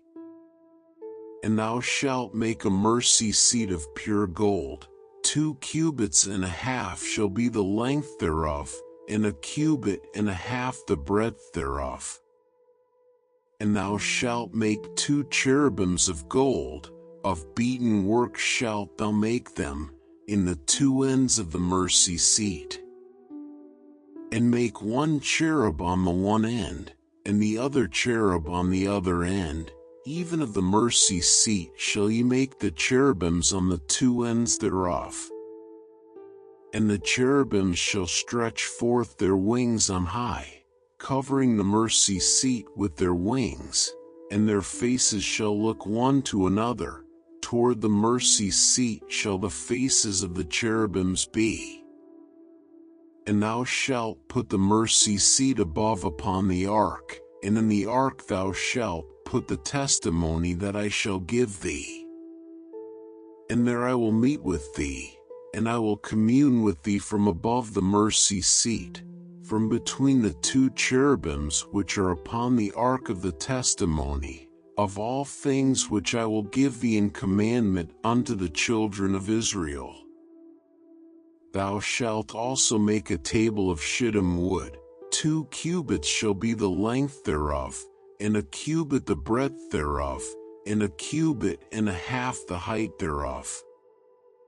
And thou shalt overlay it with pure gold, and make thereto a crown of gold round about. And thou shalt make unto it a border of 1 handbreadth round about, and thou shalt make a golden crown to the border thereof round about. And thou shalt make for it 4 rings of gold, and put the rings in the 4 corners that are on the 4 feet thereof. Over against the border shall the rings be for places of the staves to bear the table. And thou shalt make the staves of shittim wood, and overlay them with gold, that the table may be borne with them. And thou shalt make the dishes thereof, and spoons thereof, and covers thereof, and bowls thereof, to cover withal, of pure gold shalt thou make them. And thou shalt set upon the table showbread before me alway. And thou shalt make a candlestick of pure gold, of beaten work shall the candlestick be made, his shaft, and his branches, his bowls, his knops, and his flowers, shall be of the same. And 6 branches shall come out of the sides of it, 3 branches of the candlestick out of the one side, and 3 branches of the candlestick out of the other side. 3 bowls made like unto almonds, with a knop and a flower in one branch, and 3 bowls made like almonds in the other branch, with a knop and a flower, so in the 6 branches that come out of the candlestick. And in the candlesticks shall be 4 bowls made like unto almonds, with their knops and their flowers. And there shall be a knop under 2 branches of the same, and a knop under 2 branches of the same, and a knop under 2 branches of the same, according to the 6 branches that proceed out of the candlestick. Their knops and their branches shall be of the same, all it shall be one beaten work of pure gold. And thou shalt make the 7 lamps thereof, and they shall light the lamps thereof, that they may give light over against it. And the tongs thereof, and the snuff dishes thereof, shall be of pure gold. Of a talent of pure gold shall he make it, with all these vessels. And look that thou make them after their pattern, which was shewed thee in the mount. Moreover thou shalt make the tabernacle with 10 curtains of fine twined linen, and blue, and purple, and scarlet, with cherubims of cunning work shalt thou make them. The length of one curtain shall be 28 cubits, and the breadth of one curtain 4 cubits, and every one of the curtains shall have one measure. The 5 curtains shall be coupled together one to another, and other 5 curtains shall be coupled one to another.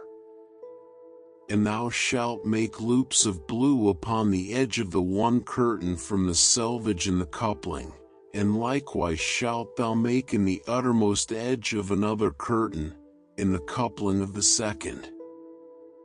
50 loops shalt thou make in the one curtain, and 50 loops shalt thou make in the edge of the curtain that is in the coupling of the second, that the loops may take hold one of another. And thou shalt make 50 taches of gold, and couple the curtains together with the taches, and it shall be one tabernacle. And thou shalt make curtains of goat's hair to be a covering upon the tabernacle. 11 curtains shalt thou make. The length of one curtain shall be 30 cubits, and the breadth of one curtain 4 cubits, and the 11 curtains shall be all of one measure. And thou shalt couple 5 curtains by themselves, and 6 curtains by themselves, and shalt double the 6th curtain in the forefront of the tabernacle. And thou shalt make 50 loops on the edge of the one curtain that is outmost in the coupling, and 50 loops in the edge of the curtain which coupleth the second. And thou shalt make 50 taches of brass, and put the taches into the loops, and couple the tent together, that it may be one. And the remnant that remaineth of the curtains of the tent, the half curtain that remaineth, shall hang over the backside of the tabernacle.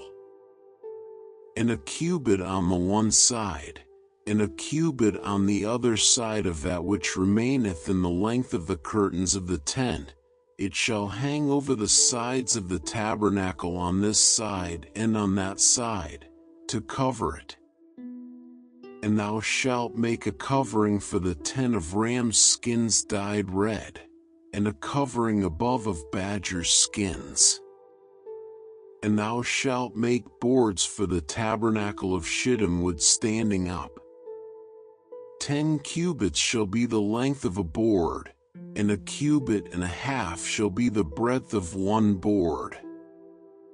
2 tenons shall there be in one board, set in order one against another.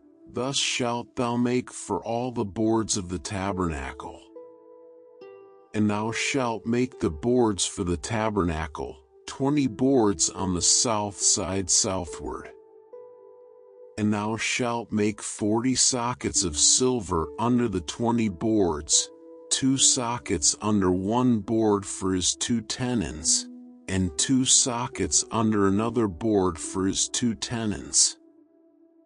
And for the second side of the tabernacle on the north side there shall be 20 boards. And there 40 sockets of silver, 2 sockets under one board, and 2 sockets under another board. And for the sides of the tabernacle westward thou shalt make 6 boards. And 2 boards shalt thou make for the corners of the tabernacle on the 2 sides. And they shall be coupled together beneath, and they shall be coupled together above the head of it unto one ring. Thus shall it be for them both, they shall be for the 2 corners. And they shall be 8 boards, and their sockets of silver, 16 sockets, 2 sockets under one board, and 2 sockets under another board.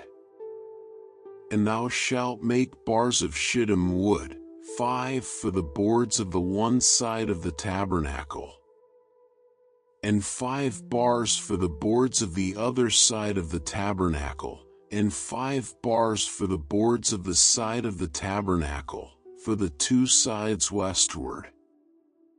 And the middle bar in the midst of the boards shall reach from end to end. And thou shalt overlay the boards with gold, and make their rings of gold for places for the bars, and thou shalt overlay the bars with gold. And thou shalt rear up the tabernacle according to the fashion thereof which was shewed thee in the mount.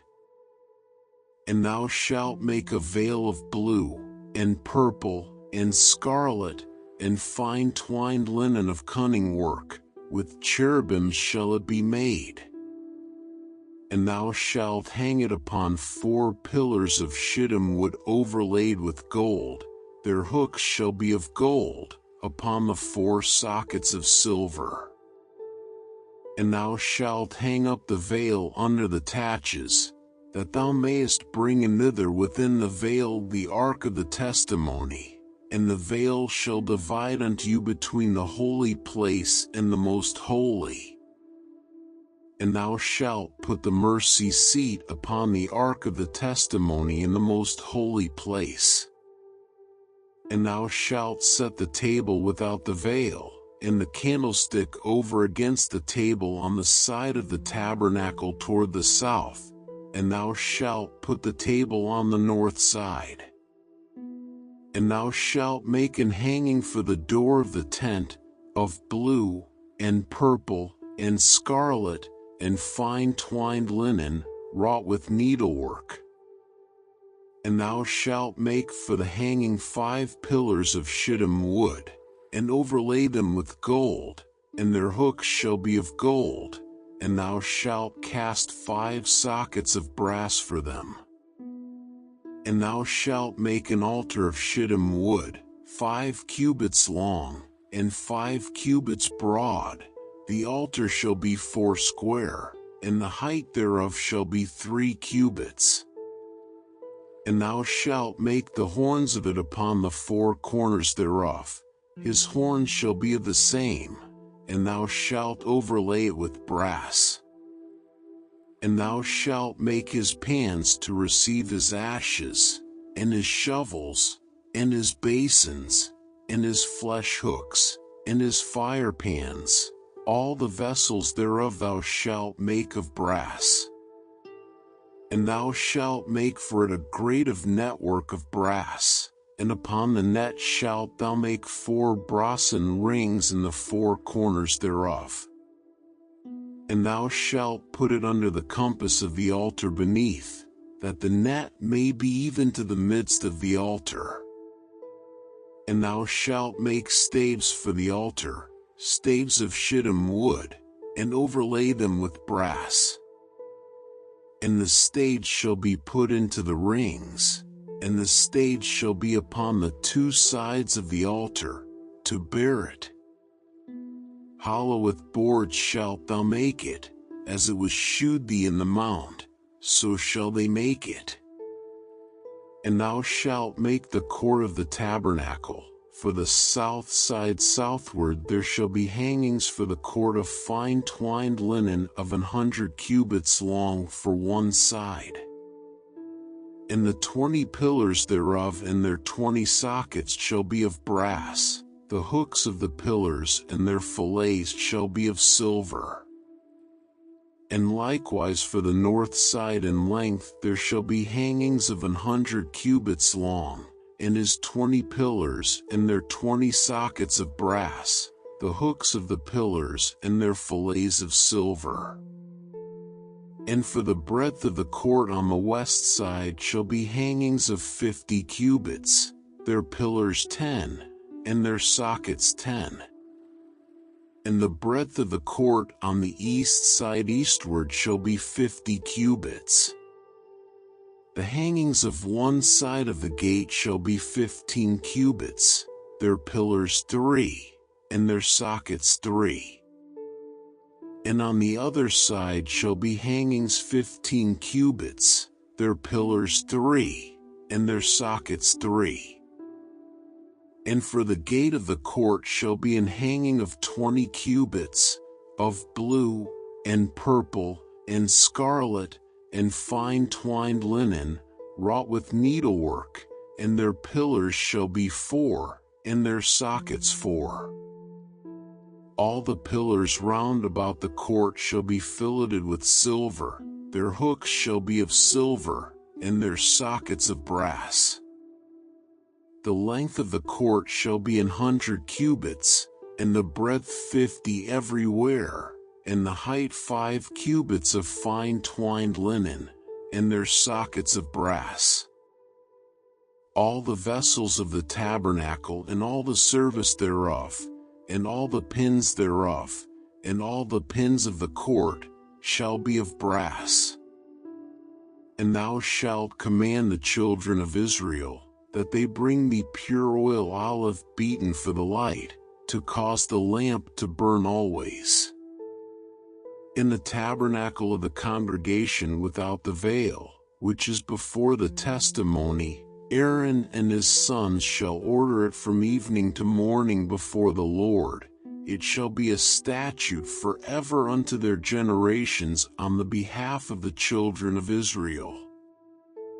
And take thou unto thee Aaron thy brother, and his sons with him, from among the children of Israel, that he may minister unto me in the priest's office, even Aaron, Nadab and Abihu, Eleazar and Ithamar, Aaron's sons. And thou shalt make holy garments for Aaron thy brother for glory and for beauty. And thou shalt speak unto all that are wise-hearted, whom I have filled with the spirit of wisdom, that they may make Aaron's garments to consecrate him, that he may minister unto me in the priest's office. And these are the garments which they shall make: a breastplate, and an ephod, and a robe, and a broidered coat, a mitre, and a girdle. And they shall make holy garments for Aaron thy brother, and his sons, that he may minister unto me in the priest's office. And they shall take gold, and blue, and purple, and scarlet, and fine linen. And they shall make the ephod of gold, of blue, and of purple, of scarlet, and fine twined linen, with cunning work. It shall have the 2 shoulder pieces thereof joined at the 2 edges thereof, and so it shall be joined together. And the curious girdle of the ephod, which is upon it, shall be of the same, according to the work thereof, even of gold, of blue, and purple, and scarlet, and fine twined linen. And thou shalt take 2 onyx stones, and grave on them the names of the children of Israel. 6 of their names on one stone, and the other 6 names of the rest on the other stone, according to their birth. With the work of an engraver in stone, like the engravings of a signet, shalt thou engrave the 2 stones with the names of the children of Israel. Thou shalt make them to be set in ouches of gold. And thou shalt put the 2 stones upon the shoulders of the ephod for stones of memorial unto the children of Israel, and Aaron shall bear their names before the Lord upon his 2 shoulders for a memorial. And thou shalt make ouches of gold, and 2 chains of pure gold at the ends. Of wreathen work shalt thou make them, and fasten the wreathen chains to the ouches.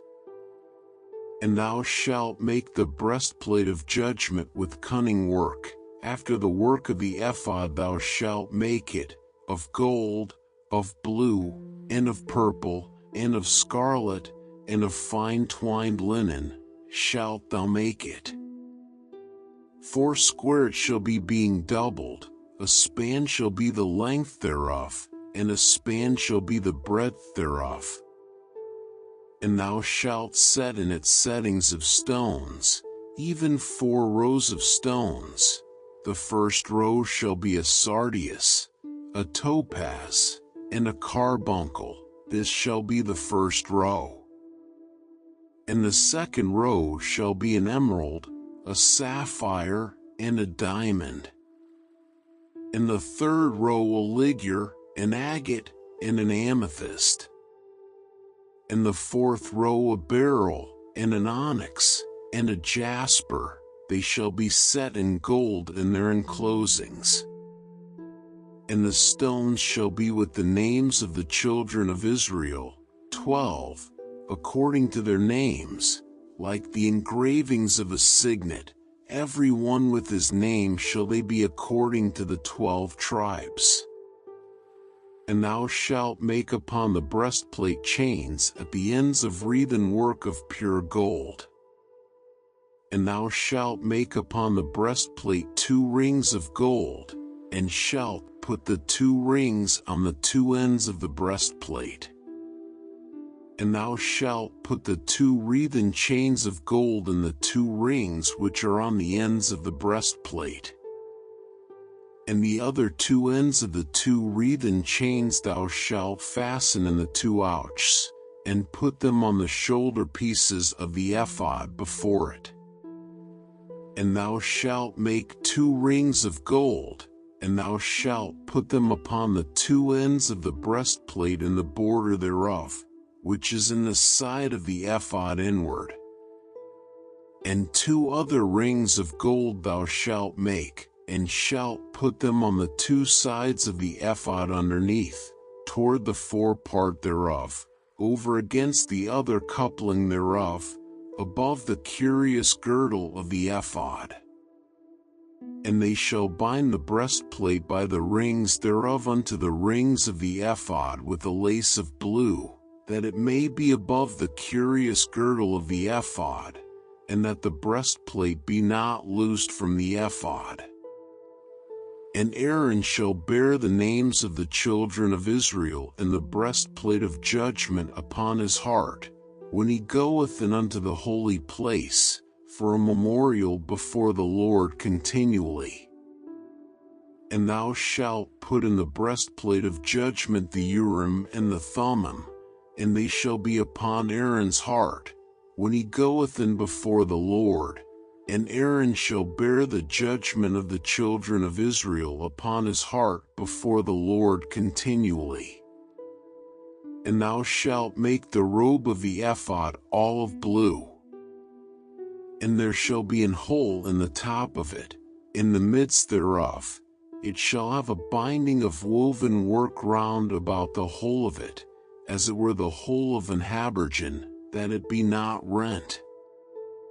And beneath upon the hem of it thou shalt make pomegranates of blue, and of purple, and of scarlet, round about the hem thereof, and bells of gold between them round about. A golden bell and a pomegranate, a golden bell and a pomegranate, upon the hem of the robe round about.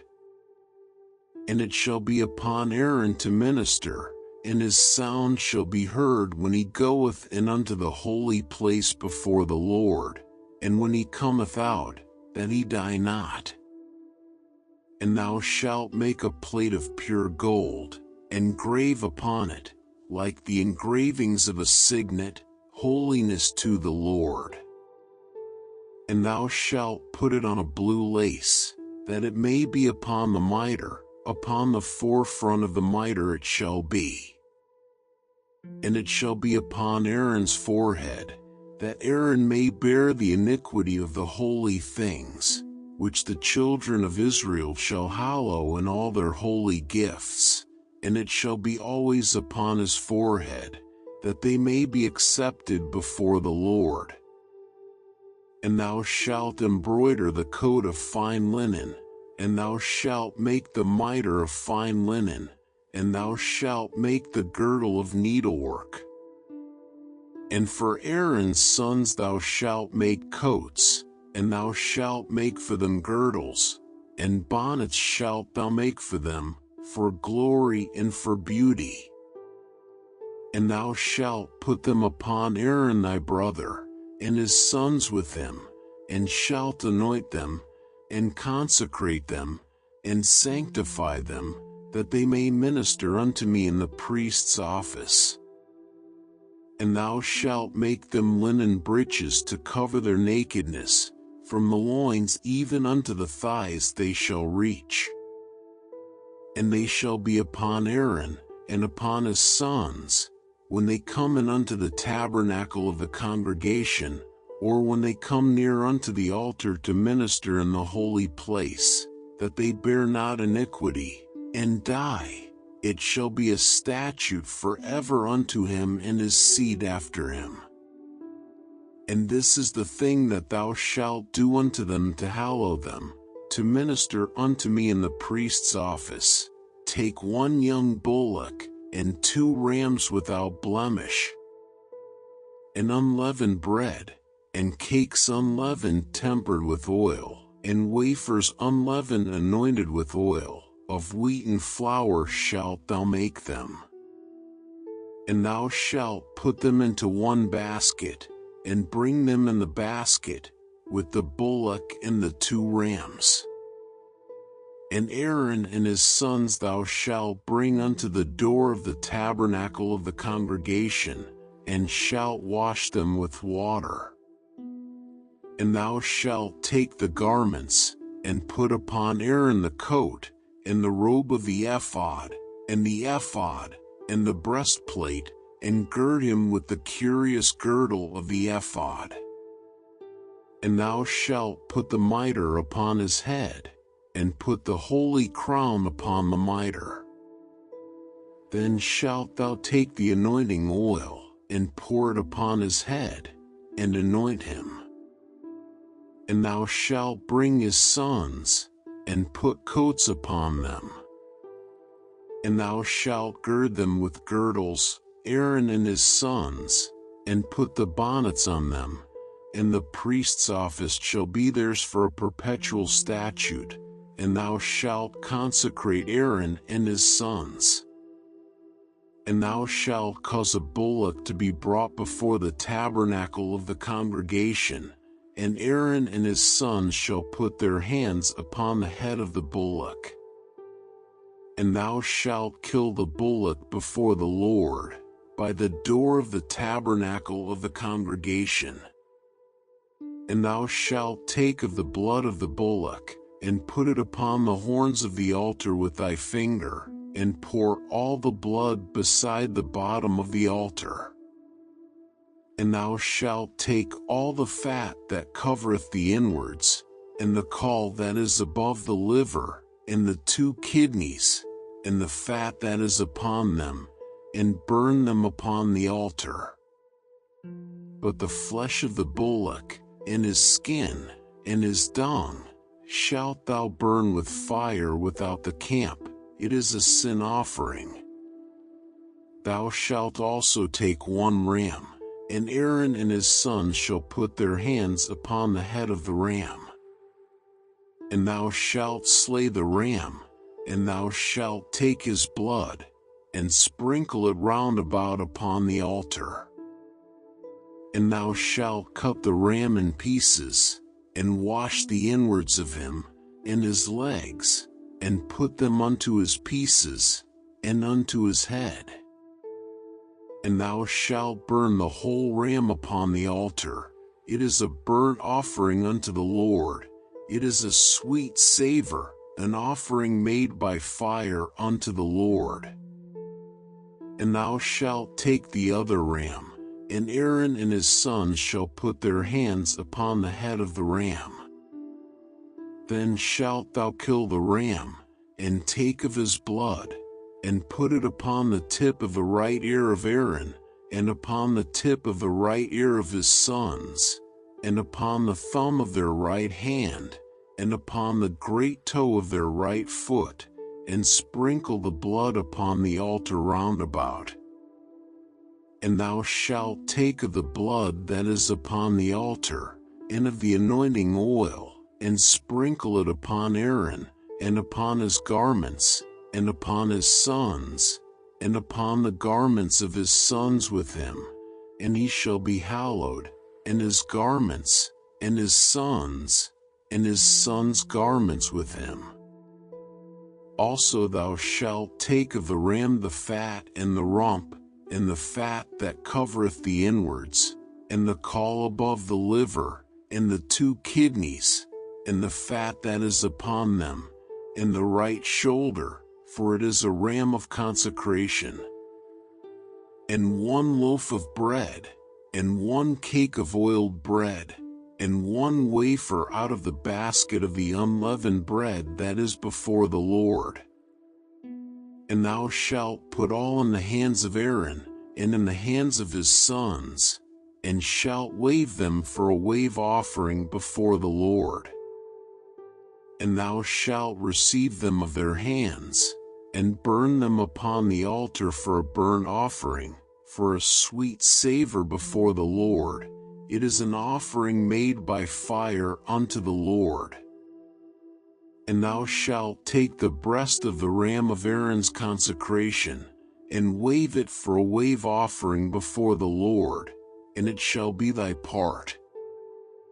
And thou shalt sanctify the breast of the wave offering, and the shoulder of the heave offering, which is waved, and which is heaved up, of the ram of the consecration, even of that which is for Aaron, and of that which is for his sons. And it shall be Aaron's and his sons by a statute forever from the children of Israel, for it is an heave offering, and it shall be an heave offering from the children of Israel of the sacrifice of their peace offerings, even their heave offering unto the Lord. And the holy garments of Aaron shall be his sons after him, to be anointed therein, and to be consecrated in them. And that son that is priest in his stead shall put them on 7 days, when he cometh into the tabernacle of the congregation to minister in the holy place.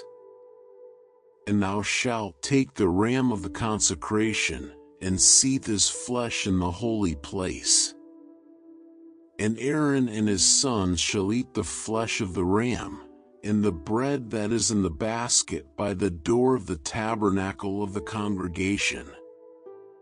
And they shall eat those things wherewith the atonement was made, to consecrate and to sanctify them. But a stranger shall not eat thereof, because they are holy. And if aught of the flesh of the consecrations, or of the bread, remain unto the morning, then thou shalt burn the remainder with fire. It shall not be eaten, because it is holy. And thus shalt thou do unto Aaron, and to his sons, according to all things which I have commanded thee. 7 days shalt thou consecrate them. And thou shalt offer every day a bullock for a sin offering for atonement, and thou shalt cleanse the altar, when thou hast made an atonement for it, and thou shalt anoint it, to sanctify it.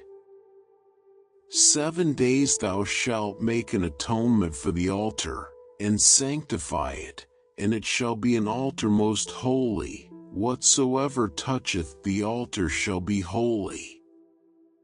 Now this is that which thou shalt offer upon the altar, 2 lambs of the first year day by day continually. The 1 lamb thou shalt offer in the morning, and the other lamb thou shalt offer at even. And with the 1 lamb 1/10 deal of flour mingled with the 4th part of an hin of beaten oil, and the 4th part of an hin of wine for a drink offering. And the other lamb thou shalt offer at even, and shalt do thereto according to the meat offering of the morning, and according to the drink offering thereof, for a sweet savor, an offering made by fire unto the Lord. This shall be a continual burnt offering throughout your generations at the door of the tabernacle of the congregation before the Lord, where I will meet you, to speak thereunto thee. And there I will meet with the children of Israel, and the tabernacle shall be sanctified by my glory. And I will sanctify the tabernacle of the congregation, and the altar. I will sanctify also both Aaron and his sons, to minister to me in the priest's office. And I will dwell among the children of Israel, and will be their God. And they shall know that I am the Lord their God, that brought them forth out of the land of Egypt, that I may dwell among them. I am the Lord their God. And thou shalt make an altar to burn incense upon, of shittim wood shalt thou make it. A cubit shall be the length thereof, and a cubit the breadth thereof, 4 shall it be, and 2 cubits shall be the height thereof, the horns thereof shall be of the same. And thou shalt overlay it with pure gold, the top thereof, and the sides thereof round about, and the horns thereof, and thou shalt make unto it a crown of gold round about. And 2 golden rings shalt thou make to it under the crown of it, by the 2 corners thereof, upon the 2 sides of it shalt thou make it, and they shall be for places for the staves to bear it withal. And thou shalt make the staves of shittim wood, and overlay them with gold. And thou shalt put it before the veil that is by the ark of the testimony, before the mercy seat that is over the testimony, where I will meet with thee. And Aaron shall burn thereon sweet incense every morning. When he dresseth the lamps, he shall burn incense upon it. And when Aaron lighteth the lamps at even, he shall burn incense upon it, a perpetual incense before the Lord throughout your generations. Ye shall offer no strange incense thereon, nor burnt sacrifice, nor meat offering, neither shall ye pour drink offering thereon. And Aaron shall make an atonement upon the horns of it once in a year with the blood of the sin offering of atonements. Once in the year shall he make atonement upon it throughout your generations. It is most holy unto the Lord. And the Lord spake unto Moses, saying, When thou takest the sum of the children of Israel after their number, then shall they give every man a ransom for his soul unto the Lord, when thou numberest them, that there be no plague among them, when thou numberest them. This they shall give, every one that passeth among them that are numbered, half a shekel after the shekel of the sanctuary. A shekel is 20 gerahs, and half shekel shall be the offering of the Lord. Every one that passeth among them that are numbered, from 20 years old and above, shall give an offering unto the Lord. The rich shall not give more, and the poor shall not give less than half a shekel, when they give an offering unto the Lord, to make an atonement for your souls.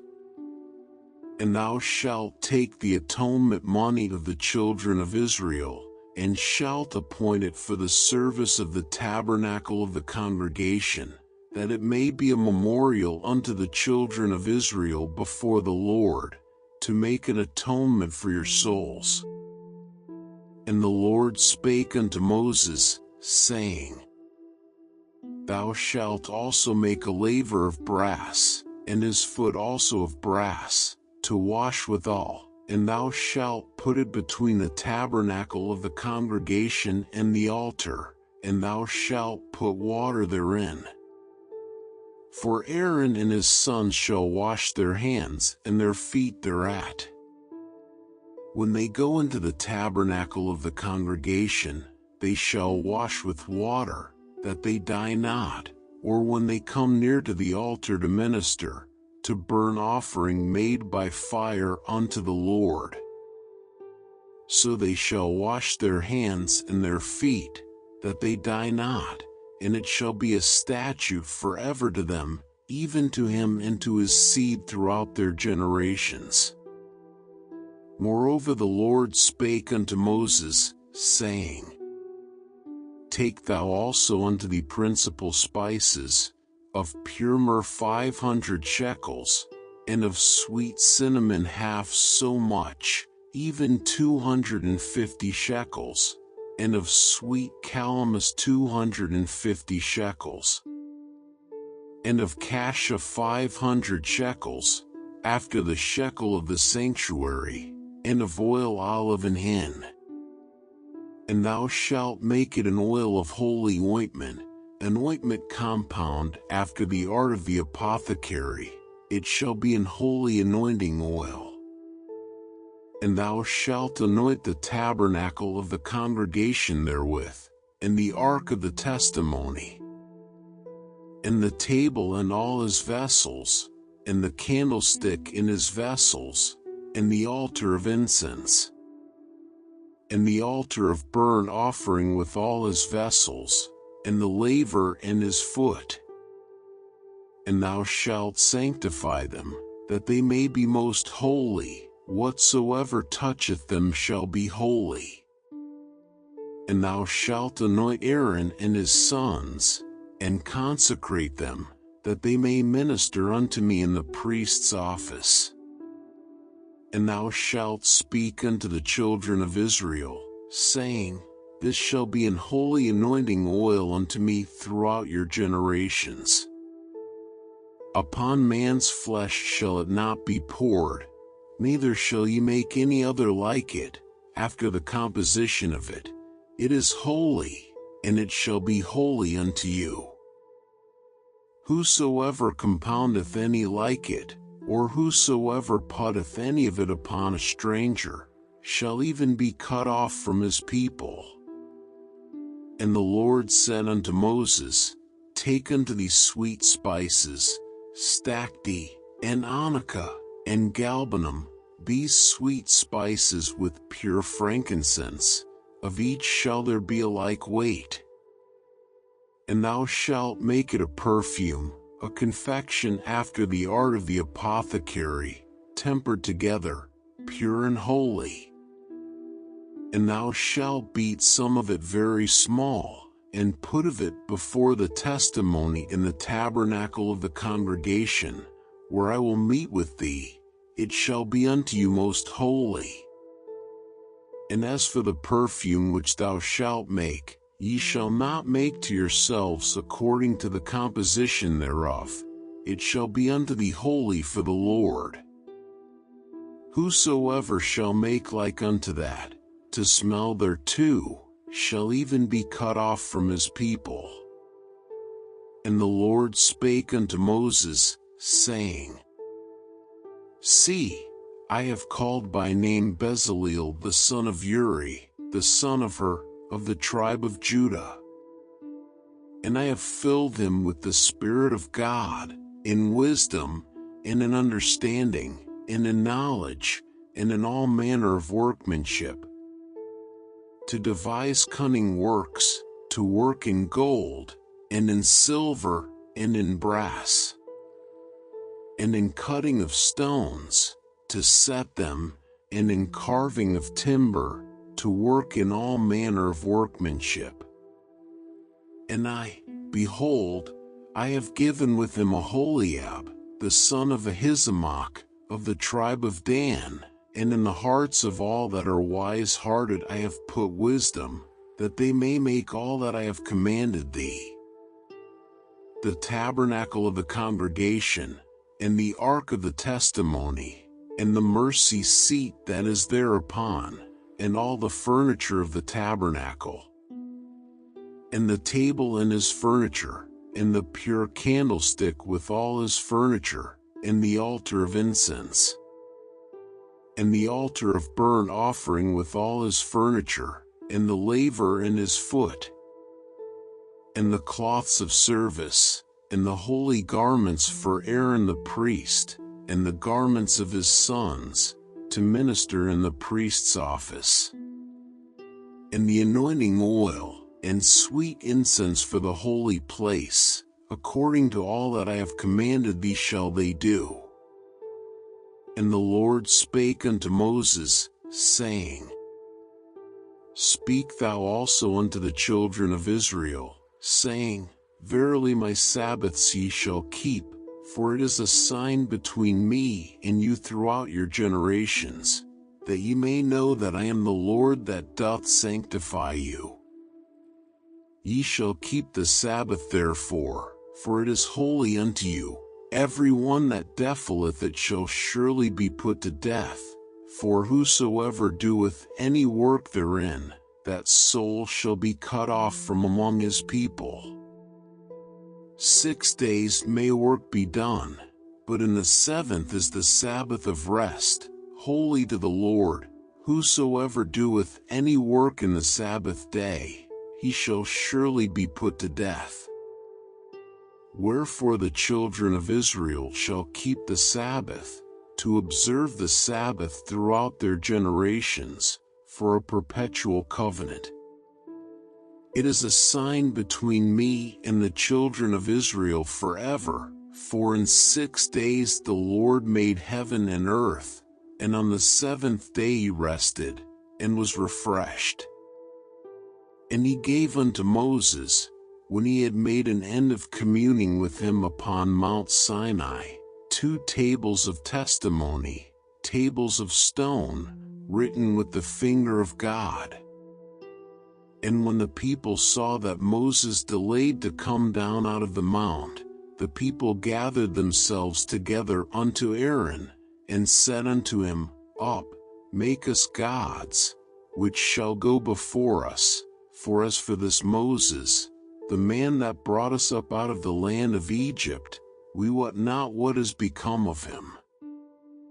And Aaron said unto them, Break off the golden earrings, which are in the ears of your wives, of your sons, and of your daughters, and bring them unto me. And all the people brake off the golden earrings which were in their ears, and brought them unto Aaron. And he received them at their hand, and fashioned it with a graving tool, after he had made it a molten calf. And they said, These be thy gods, O Israel, which brought thee up out of the land of Egypt. And when Aaron saw it, he built an altar before it, and Aaron made proclamation, and said, Tomorrow is a feast to the Lord. And they rose up early on the morrow, and offered burnt offerings, and brought peace offerings, and the people sat down to eat and to drink, and rose up to play. And the Lord said unto Moses, Go, get thee down, for thy people, which thou broughtest out of the land of Egypt, have corrupted themselves. They have turned aside quickly out of the way which I commanded them. They have made them a molten calf, and have worshipped it, and have sacrificed thereunto, and said, These be thy gods, O Israel, which have brought thee up out of the land of Egypt. And the Lord said unto Moses, I have seen this people, and, behold, it is a stiff-necked people. Now therefore let me alone, that my wrath may wax hot against them, and that I may consume them, and I will make of thee a great nation. And Moses besought the Lord his God, and said, Lord, why doth thy wrath wax hot against thy people, which thou hast brought forth out of the land of Egypt with great power, and with a mighty hand? Wherefore should the Egyptians speak, and say, For mischief did he bring them out, to slay them in the mountains, and to consume them from the face of the earth? Turn from thy fierce wrath, and repent of this evil against thy people. Remember Abraham, Isaac, and Israel, thy servants, to whom thou swarest by thine own self, and saidst unto them, I will multiply your seed as the stars of heaven, And all this land that I have spoken of will I give unto your seed, and they shall inherit it forever. And the Lord repented of the evil which he thought to do unto his people. And Moses turned, and went down from the mount, and the 2 tables of the testimony were in his hand. The tables were written on both their sides. On the one side and on the other were they written. And the tables were the work of God, and the writing was the writing of God, graven upon the tables. And when Joshua heard the noise of the people as they shouted, he said unto Moses, There is a noise of war in the camp. And he said, It is not the voice of them that shout for mastery, neither is it the voice of them that cry for being overcome, but the noise of them that sing do I hear. And it came to pass, as soon as he came nigh unto the camp, that he saw the calf, and the dancing, and Moses' anger waxed hot, and he cast the tables out of his hands, and brake them beneath the mount. And he took the calf which they had made, and burned it in the fire, and ground it to powder, and strawed it upon the water, and made the children of Israel drink of it. And Moses said unto Aaron, What did this people unto thee, that thou hast brought so great a sin upon them? And Aaron said, Let not the anger of my Lord wax hot. Thou knowest the people, that they are set on mischief. For they said unto me, Make us gods, which shall go before us. For as for this Moses, the man that brought us up out of the land of Egypt, we wot not what is become of him. And I said unto them, Whosoever hath any gold, let them break it off. So they gave it me. Then I cast it into the fire, and there came out this calf. And when Moses saw that the people were naked, for Aaron had made them naked unto their shame among their enemies, then Moses stood in the gate of the camp, and said, Who is on the Lord's side? Let him come unto me. And all the sons of Levi gathered themselves together unto him. And he said unto them, Thus saith the Lord God of Israel, Put every man his sword by his side, and go in and out from gate to gate throughout the camp, and slay every man his brother, and every man his companion, and every man his neighbor. And the children of Levi did according to the word of Moses, and there fell of the people that day about 3,000 men. For Moses had said, Consecrate yourselves today to the Lord, even every man upon his son, and upon his brother, that he may bestow upon you a blessing this day. And it came to pass on the morrow, that Moses said unto the people, Ye have sinned a great sin, and now I will go up unto the Lord, peradventure I shall make an atonement for your sin. And Moses returned unto the Lord, and said, Oh, this people have sinned a great sin, and have made them gods of gold. Yet now, if thou wilt forgive their sin, and if not, blot me, I pray thee, out of thy book which thou hast written. And the Lord said unto Moses, Whosoever hath sinned against me, him will I blot out of my book. Therefore now go, lead the people unto the place of which I have spoken unto thee. Behold, mine angel shall go before thee. Nevertheless in the day when I will visit their sin upon them. And the Lord plagued the people, because they made the calf, which Aaron made. And the Lord said unto Moses, Depart, and go up hence, thou and the people which thou hast brought up out of the land of Egypt, unto the land which I sware unto Abraham, to Isaac and to Jacob, saying, Unto thy seed will I give it. And I will send an angel before thee, and I will drive out the Canaanite, the Amorite, and the Hittite, and the Perizzite, the Hivite, and the Jebusite, unto a land flowing with milk and honey, for I will not go up in the midst of thee, for thou art a stiff-necked people, lest I consume thee in the way. And when the people heard these evil tidings, they mourned, and no man did put on him his ornaments. For the Lord had said unto Moses, Say unto the children of Israel, Ye are a stiff-necked people, I will come up into the midst of thee in a moment, and consume thee. Therefore now put off thy ornaments from thee, that I may know what to do unto thee.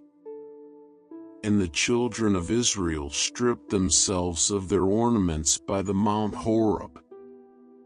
And Moses took the tabernacle, and pitched it without the camp, afar off from the camp, and called it the tabernacle of the congregation. And it came to pass, that every one which sought the Lord went out unto the tabernacle of the congregation, which was without the camp. And it came to pass, when Moses went out unto the tabernacle, that all the people rose up, and stood every man in his tent door, and looked after Moses, until he was gone into the tabernacle. And it came to pass, as Moses entered into the tabernacle, the cloudy pillar descended, and stood at the door of the tabernacle, and the Lord talked with Moses. And all the people saw the cloudy pillar stand at the tabernacle door, and all the people rose up and worshipped, every man in his tent door. And the Lord spake unto Moses face to face, as a man speaketh unto his friend. And he turned again into the camp, but his servant Joshua, the son of Nun, a young man, departed not out of the tabernacle. And Moses said unto the Lord, See, thou sayest unto me, Bring up this people, and thou hast not let me know whom thou wilt send with me. Yet thou hast said, I know thee by name, and thou hast also found grace in my sight. Now therefore, I pray thee, if I have found grace in thy sight, shew me now thy way, that I may know thee, that I may find grace in thy sight, and consider that this nation is thy people. And he said, My presence shall go with thee, and I will give thee rest. And he said unto him, If thy presence go not with me, carry us not up hence. For wherein shall it be known here that I and thy people have found grace in thy sight? Is it not in that thou goest with us? So shall we be separated, I and thy people, from all the people that are upon the face of the earth. And the Lord said unto Moses, I will do this thing also that thou hast spoken, for thou hast found grace in my sight, and I know thee by name. And he said, I beseech thee, shew me thy glory. And he said, I will make all my goodness pass before thee, and I will proclaim the name of the Lord before thee, and will be gracious to whom I will be gracious, and will shew mercy on whom I will shew mercy. And he said, Thou canst not see my face, for there shall no man see me, and live. And the Lord said, Behold, there is a place by me, and thou shalt stand upon a rock. And it shall come to pass, while my glory passeth by, that I will put thee in a cleft of the rock, and will cover thee with my hand while I pass by. And I will take away mine hand, and thou shalt see my back parts, but my face shall not be seen. And the Lord said unto Moses, Hew thee 2 tables of stone like unto the first, and I will write upon these tables the words that were in the first tables, which thou breakest. And be ready in the morning, and come up in the morning unto Mount Sinai, and present thyself there to me in the top of the mount. And no man shall come up with thee, neither let any man be seen throughout all the mount, neither let the flocks nor herds feed before that mount. And he hewed 2 tables of stone like unto the first, and Moses rose up early in the morning, and went up unto Mount Sinai, as the Lord had commanded him, and took in his hand the 2 tables of stone. And the Lord descended in the cloud, and stood with him there, and proclaimed the name of the Lord. And the Lord passed by before him, and proclaimed, the Lord God, merciful and gracious, long-suffering, and abundant in goodness and truth, keeping mercy for thousands, forgiving iniquity and transgression and sin, and that will by no means clear the guilty, visiting the iniquity of the fathers upon the children, and upon the children's children, unto the 3rd and to the 4th generation. And Moses made haste, and bowed his head toward the earth, and worshipped. And he said, If now I have found grace in thy sight, O Lord, let my Lord, I pray thee, go among us, for it is a stiff-necked people, and pardon our iniquity and our sin, and take us for thine inheritance. And he said, Behold, I make a covenant, before all thy people I will do marvels, such as have not been done in all the earth, nor in any nation, and all the people among which thou art shall see the work of the Lord, for it is a terrible thing that I will do with thee. Observe thou that which I command thee this day. Behold, I drive out before thee the Amorite, and the Canaanite, and the Hittite, and the Perizzite, and the Hivite, and the Jebusite. Take heed to thyself, lest thou make a covenant with the inhabitants of the land whither thou goest, lest it be for a snare in the midst of thee. But ye shall destroy their altars, break their images, and cut down their groves. For thou shalt worship no other God, for the Lord, whose name is jealous, is a jealous God. Lest thou make a covenant with the inhabitants of the land, and they go a-whoring after their gods, and do sacrifice unto their gods, and one call thee, and thou eat of his sacrifice. And thou take of their daughters unto thy sons, and their daughters go a-whoring after their gods, and make thy sons go a-whoring after their gods. Thou shalt make thee no molten gods. The feast of unleavened bread shalt thou keep.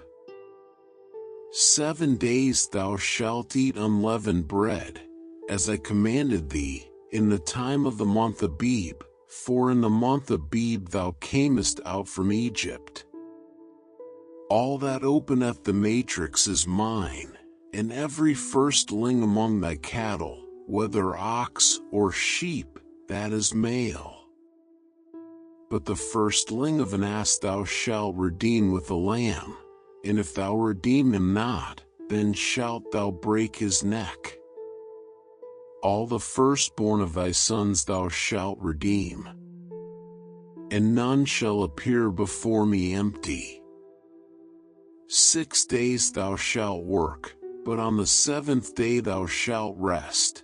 In earing time and in harvest thou shalt rest.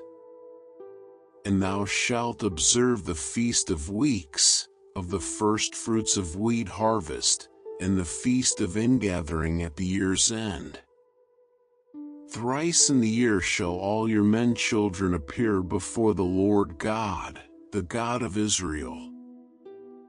For I will cast out the nations before thee, and enlarge thy borders.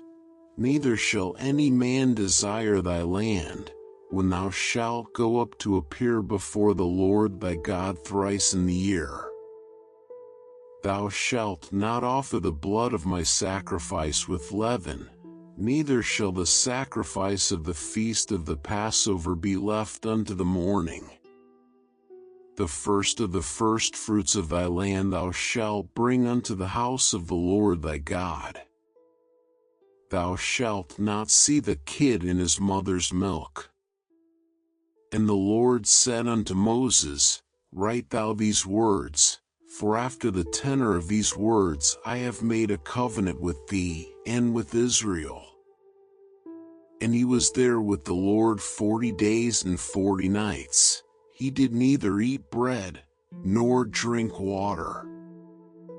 And he wrote upon the tables the words of the covenant, the 10 commandments.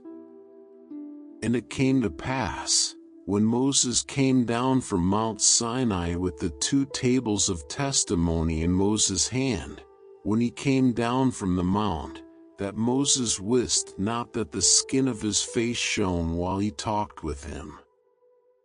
And when Aaron and all the children of Israel saw Moses, behold, the skin of his face shone, and they were afraid to come nigh him.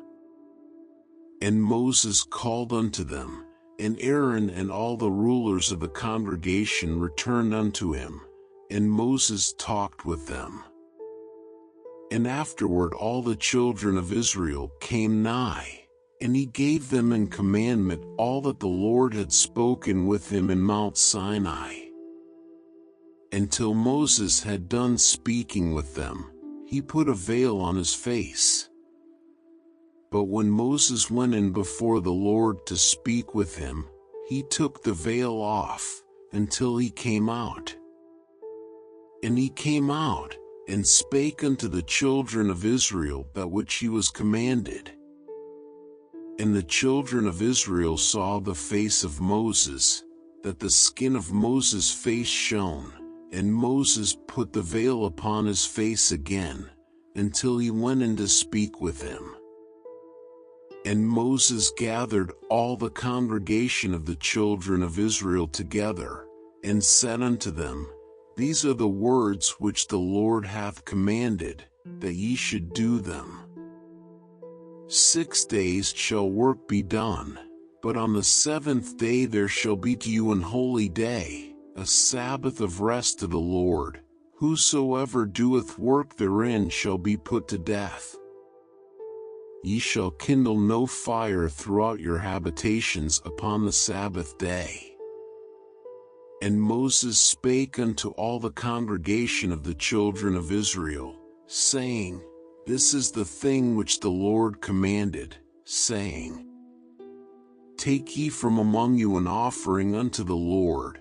Whosoever is of a willing heart, let him bring it, an offering of the Lord, gold, and silver, and brass, and blue, and purple, and scarlet, and fine linen, and goat's hair, and ram's skins dyed red, and badger's skins, and shittim wood, and oil for the light, and spices for anointing oil, and for the sweet incense, and onyx stones, and stones to be set for the ephod, and for the breastplate.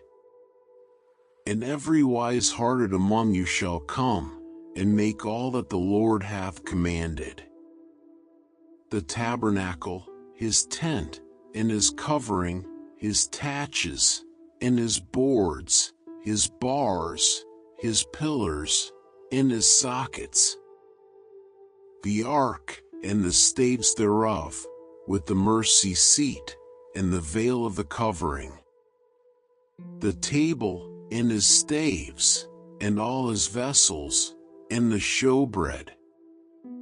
The candlestick also for the light, and his furniture, and his lamps, with the oil for the light, and the incense altar, and his staves, and the anointing oil, and the sweet incense, and the hanging for the door at the entering in of the tabernacle.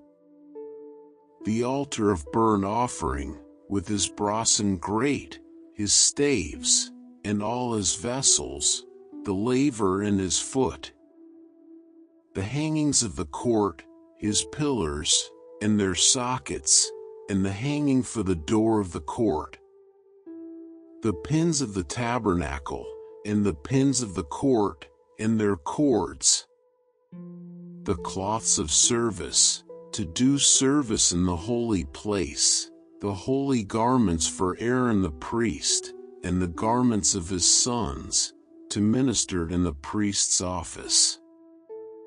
And all the congregation of the children of Israel departed from the presence of Moses.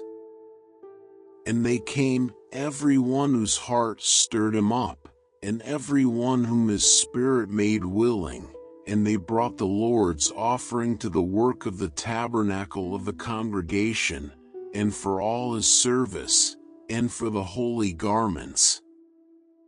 And they came, both men and women, as many as were willing-hearted, and brought bracelets, and earrings, and rings, and tablets, all jewels of gold, and every man that offered an offering of gold unto the Lord. And every man, with whom was found blue, and purple, and scarlet, and fine linen, and goat's hair, and red skins of rams, and badgers' skins, brought them. Every one that did offer an offering of silver and brass brought the Lord's offering, and every man, with whom was found shittim wood for any work of the service, brought it. And all the women that were wise-hearted did spin with their hands, and brought that which they had spun, both of blue, and of purple, and of scarlet, and of fine linen. And all the women whose heart stirred them up in wisdom spun goat's hair. And the rulers brought onyx stones, and stones to be set, for the ephod, and for the breastplate, and spice, and oil for the light, and for the anointing oil, and for the sweet incense. The children of Israel brought a willing offering unto the Lord, every man and woman, whose heart made them willing to bring for all manner of work, which the Lord had commanded to be made by the hand of Moses.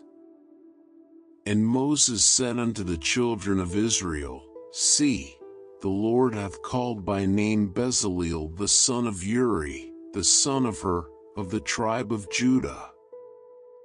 And he hath filled him with the Spirit of God, in wisdom, in understanding, and in knowledge, and in all manner of workmanship, and to devise curious works, to work in gold, and in silver, and in brass, and in the cutting of stones, to set them, and in carving of wood, to make any manner of cunning work.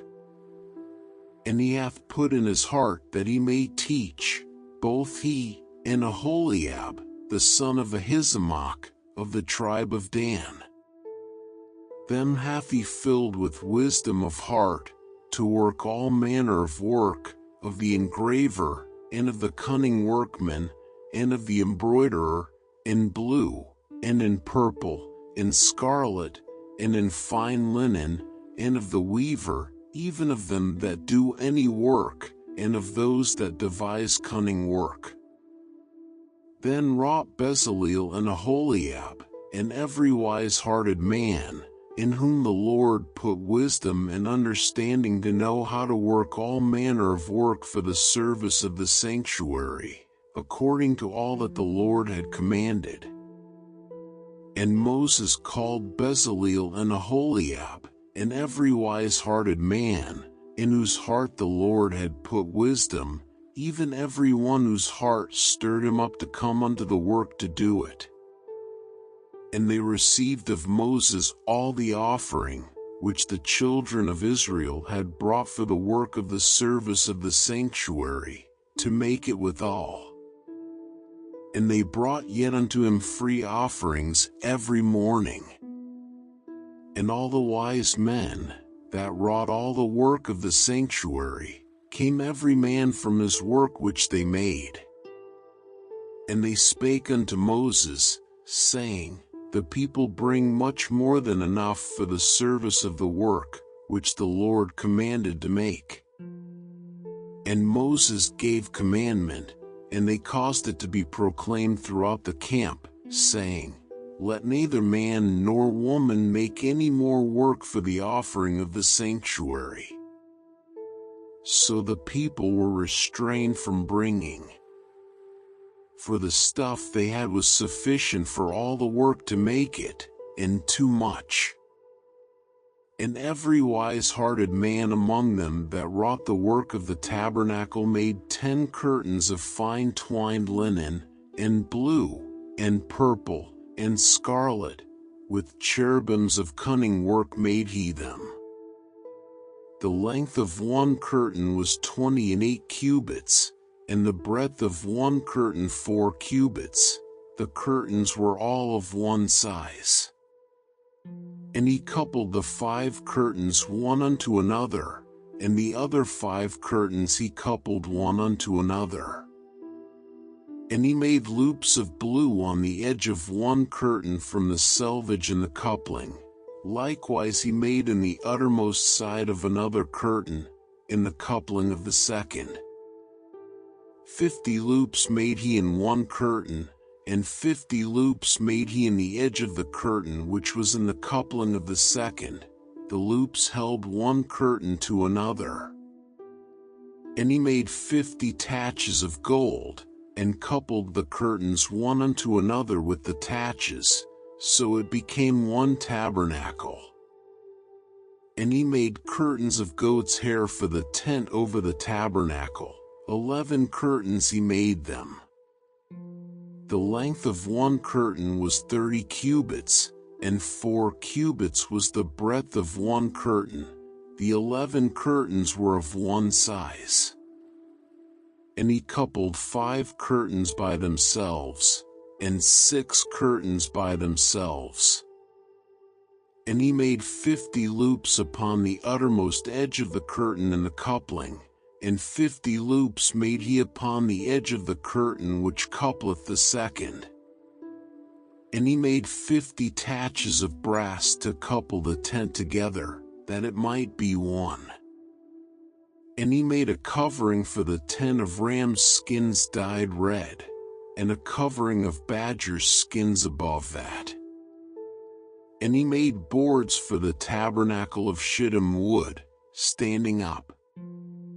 The length of a board was 10 cubits, and the breadth of a board 1 cubit and a half. One board had 2 tenons, equally distant one from another. Thus did he make for all the boards of the tabernacle. And he made boards for the tabernacle, 20 boards for the south side southward. And 40 sockets of silver he made under the 20 boards, 2 sockets under one board for his 2 tenons, and 2 sockets under another board for his 2 tenons. And for the other side of the tabernacle, which is toward the north corner, he made 20 boards. And there 40 sockets of silver, 2 sockets under one board, and 2 sockets under another board. And for the sides of the tabernacle westward he made 6 boards. And 2 boards made he for the corners of the tabernacle and the 2 sides. And they were coupled beneath, and coupled together at the head thereof, to one ring. Thus he did to both of them in both the corners. And there were 8 boards, and their sockets were 16 sockets of silver, under every board 2 sockets. And he made bars of shittim wood, 5 for the boards of the one side of the tabernacle, and 5 bars for the boards of the other side of the tabernacle, and 5 bars for the boards of the tabernacle for the sides westward. And he made the middle bar to shoot through the boards from the one end to the other. And he overlaid the boards with gold, and made their rings of gold to be places for the bars, and overlaid the bars with gold. And he made a veil of blue, and purple, and scarlet, and fine twined linen, with cherubims made he it of cunning work. And he made thereunto 4 pillars of shittim wood, and overlaid them with gold. Their hooks were of gold, and he cast for them 4 sockets of silver. And he made an hanging for the tabernacle door of blue, and purple, and scarlet, and fine twined linen, of needlework. And the 5 pillars of it with their hooks, and he overlaid their chapiters and their fillets with gold, but their 5 sockets were of brass. And Bezaleel made the ark of shittim wood, 2 cubits and a half was the length of it, and a cubit and a half the breadth of it, and a cubit and a half the height of it. And he overlaid it with pure gold within and without, and made a crown of gold to it round about. And he cast for it 4 rings of gold, to be set by the 4 corners of it, even 2 rings upon the one side of it, and 2 rings upon the other side of it. And he made staves of shittim wood, and overlaid them with gold. And he put the staves into the rings by the sides of the ark, to bear the ark. And he made the mercy seat of pure gold, 2 cubits and a half was the length thereof, and 1 cubit and a half the breadth thereof.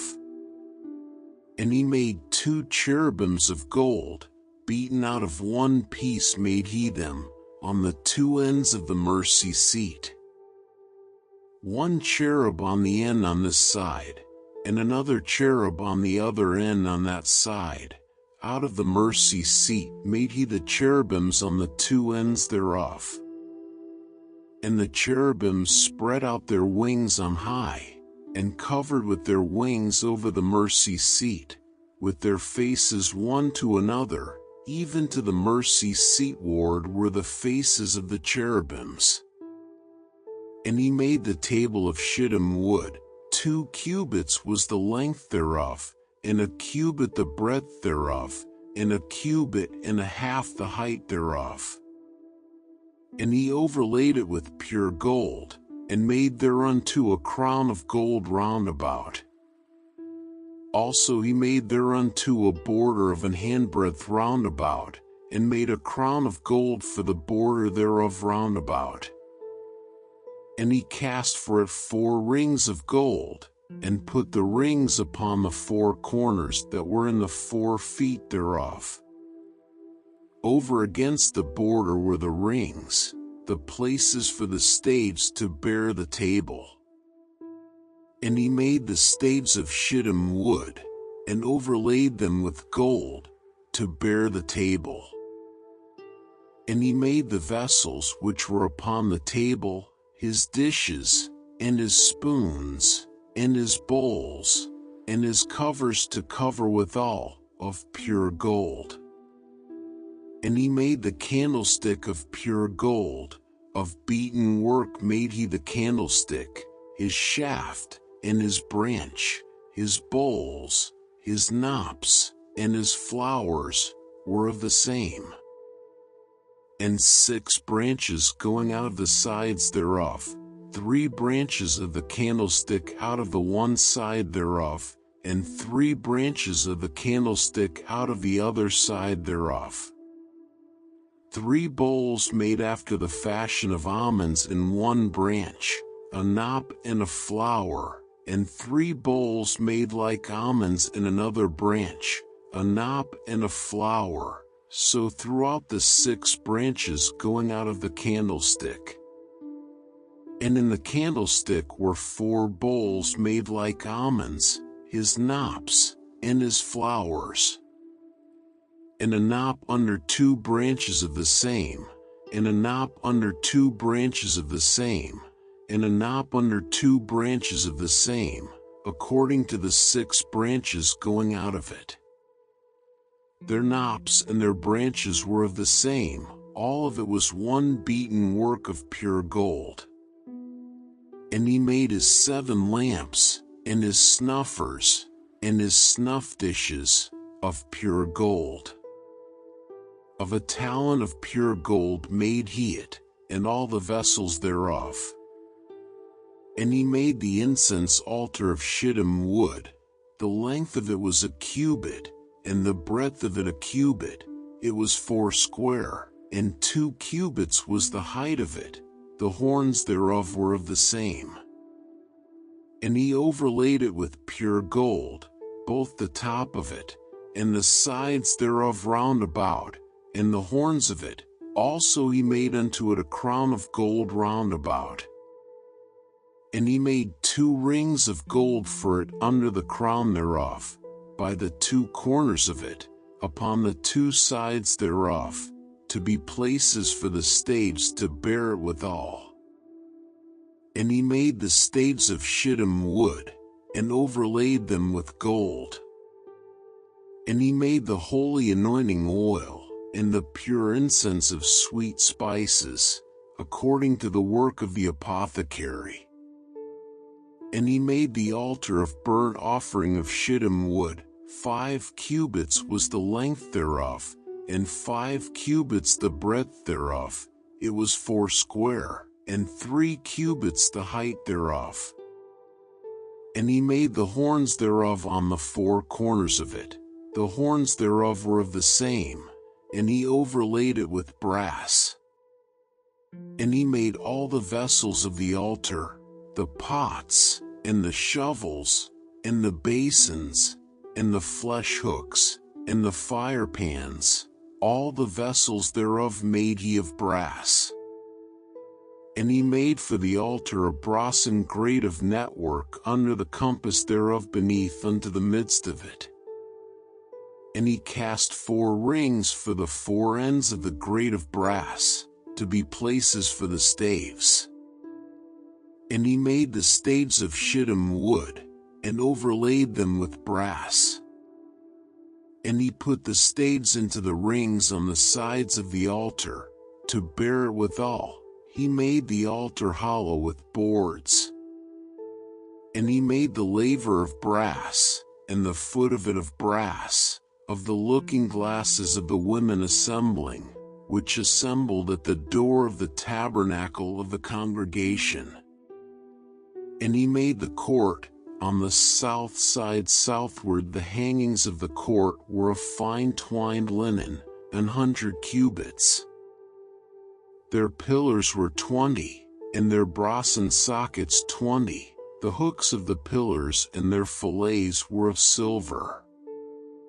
And for the north side the hangings were 100 cubits. Their pillars were 20, and their sockets of brass 20. The hooks of the pillars and their fillets of silver. And for the west side were hangings of 50 cubits, their pillars 10, and their sockets 10, the hooks of the pillars and their fillets of silver. And for the east side eastward 50 cubits. The hangings of the one side of the gate were 15 cubits, their pillars 3. And their sockets 3. And for the other side of the court gate, on this hand and that hand, were hangings of 15 cubits, their pillars 3, and their sockets 3. All the hangings of the court round about were of fine twined linen. And the sockets for the pillars were of brass, the hooks of the pillars and their fillets of silver, and the overlaying of their chapiters of silver, and all the pillars of the court were filleted with silver. And the hanging for the gate of the court was needlework of blue, and purple, and scarlet, and fine twined linen, and 20 cubits was the length, and the height and the breadth was 5 cubits, answerable to the hangings of the court.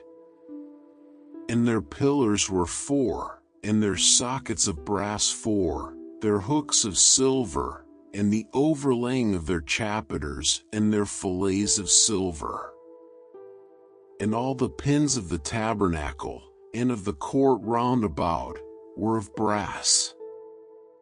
This is the sum of the tabernacle, even of the tabernacle of testimony, as it was counted, according to the commandment of Moses, for the service of the Levites, by the hand of Ithamar, son to Aaron the priest. And Bezaleel the son Uri, the son of Hur, of the tribe of Judah, made all that the Lord commanded Moses. And with him was Aholiab, son of Ahisamach, of the tribe of Dan, an engraver, and a cunning workman, and an embroiderer in blue, and in purple, and in scarlet, and fine linen.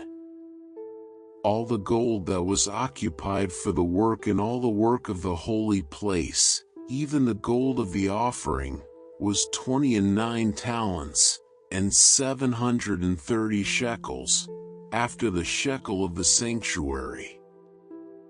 And the silver of them that were numbered of the congregation was 100 talents, and 1,763 shekels, after the shekel of the sanctuary.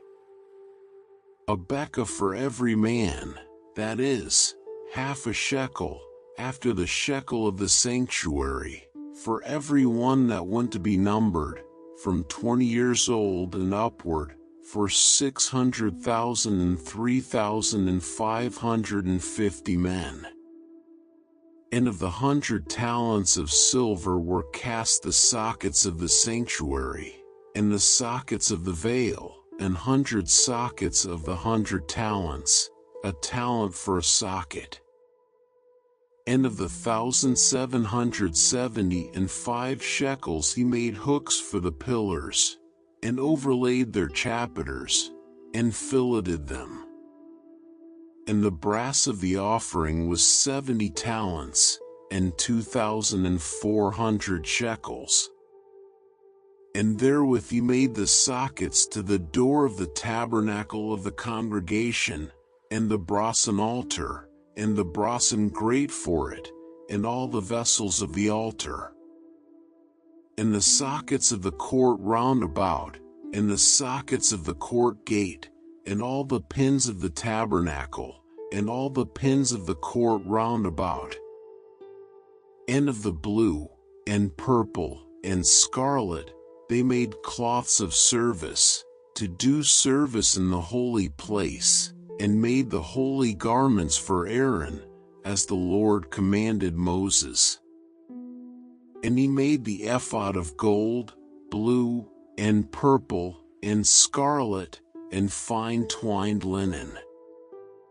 And they did beat the gold into thin plates, and cut it into wires, to work it in the blue, and in the purple, and in the scarlet, and in the fine linen, with cunning work. They made shoulder pieces for it, to couple it together. By the 2 edges was it coupled together. And the curious girdle of his ephod, that was upon it, was of the same, according to the work thereof, of gold, blue, and purple, and scarlet, and fine twined linen, as the Lord commanded Moses. And they wrought onyx stones enclosed in ouches of gold, graven, as signets are graven, with the names of the children of Israel. And he put them on the shoulders of the ephod, that they should be stones for a memorial to the children of Israel, as the Lord commanded Moses. And he made the breastplate of cunning work, like the work of the ephod, of gold, blue, and purple, and scarlet, and fine twined linen. It was 4 square. They made the breastplate double. A span was the length thereof, and a span the breadth thereof, being doubled. And they set in it 4 rows of stones. The first row was a sardius, a topaz, and a carbuncle. This was the first row. In the second row, an emerald, a sapphire, and a diamond. In the third row, a ligure, an agate, and an amethyst. In the fourth row, a beryl, an onyx, and a jasper. They were enclosed in ouches of gold in their enclosings. And the stones were according to the names of the children of Israel, 12, according to their names, like the engravings of a signet, every one with his name, according to the 12 tribes.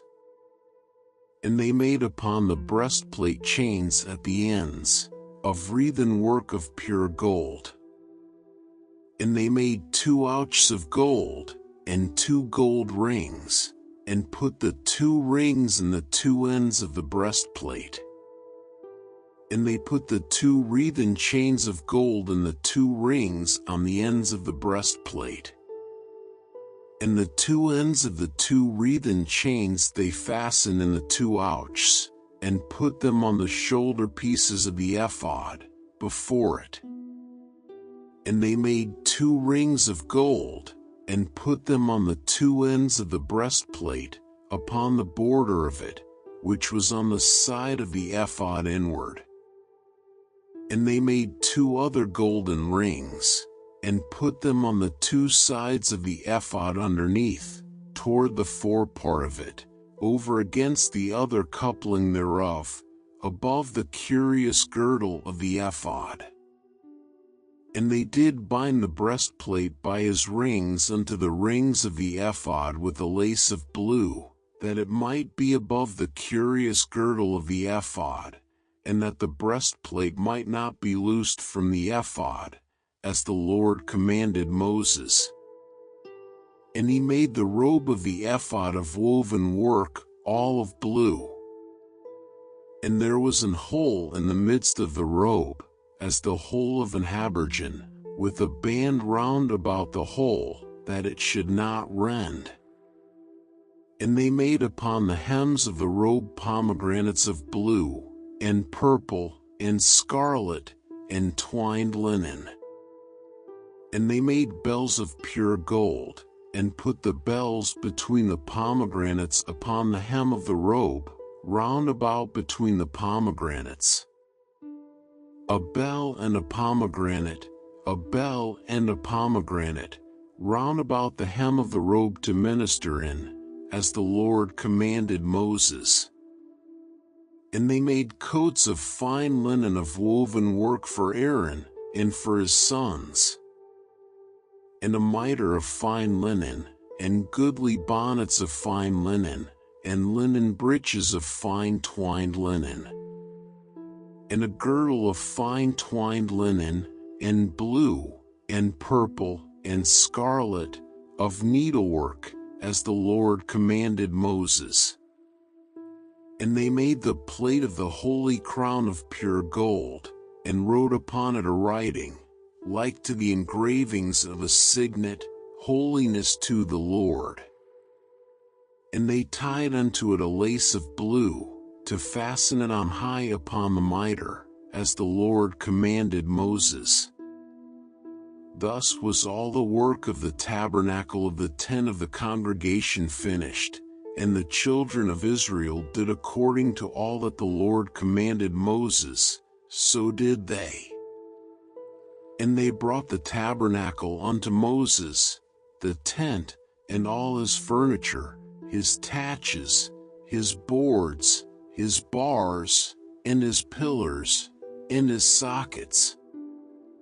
and the covering of ram's skins dyed red, and the covering of badger's skins, and the veil of the covering, the ark of the testimony, and the staves thereof, and the mercy seat, the table, and all the vessels thereof, and the showbread, the pure candlestick, with the lamps thereof, even with the lamps to be set in order, and all the vessels thereof, and the oil for light, and the golden altar, and the anointing oil, and the sweet incense, and the hanging for the tabernacle door, the brazen altar, and his grate of brass, his staves, and all his vessels, the laver and his foot, the hangings of the court, his pillars, and his sockets, and the hanging for the court gate, his cords, and his pins, and all the vessels of the service of the tabernacle, for the tent of the congregation, the cloths of service to do service in the holy place, and the holy garments for Aaron the priest, and his sons' garments, to minister in the priest's office, according to all that the Lord commanded Moses. So the children of Israel made all the work. And Moses did look upon all the work, and, behold, they had done it as the Lord had commanded, even so had they done it, and Moses blessed them. And the Lord spake unto Moses, saying, On the first day of the first month shalt thou set up the tabernacle of the tent of the congregation. And thou shalt put therein the ark of the testimony, and cover the ark with the veil. And thou shalt bring in the table, and set in order the things that are to be set in order upon it. And thou shalt bring in the candlestick, and light the lamps thereof. And thou shalt set the altar of gold for the incense before the ark of the testimony, and put the hanging of the door to the tabernacle. And thou shalt set the altar of the burnt offering before the door of the tabernacle of the tent of the congregation. And thou shalt set the laver between the tent of the congregation and the altar, and shalt put water therein. And thou shalt set up the court round about, and hang up the hanging at the court gate. And thou shalt take the anointing oil, and anoint the tabernacle, and all that is therein, and shalt hallow it, and all the vessels thereof, and it shall be holy. And thou shalt anoint the altar of the burnt offering, and all his vessels, and sanctify the altar, and it shall be an altar most holy. And thou shalt anoint the laver and his foot, and sanctify it. And thou shalt bring Aaron and his sons unto the door of the tabernacle of the congregation, and wash them with water. And thou shalt put upon Aaron the holy garments, and anoint him, and sanctify him, that he may minister unto me in the priest's office. And thou shalt bring his sons, and clothe them with coats. And thou shalt anoint them, as thou didst anoint their father, that they may minister unto me in the priest's office, for their anointing shall surely be an everlasting priesthood throughout their generations. Thus did Moses, according to all that the Lord commanded him, so did he. And it came to pass in the first month in the second year, on the first day of the month, that the tabernacle was reared up. And Moses reared up the tabernacle, and fastened his sockets, and set up the boards thereof, and put in the bars thereof, and reared up his pillars. And he spread abroad the tent over the tabernacle, and put the covering of the tent above upon it, as the Lord commanded Moses. And he took and put the testimony into the ark, and set the staves on the ark, and put the mercy seat above upon the ark. And he brought the ark into the tabernacle, and set up the veil of the covering, and covered the ark of the testimony, as the Lord commanded Moses. And he put the table in the tent of the congregation, upon the side of the tabernacle northward, without the veil.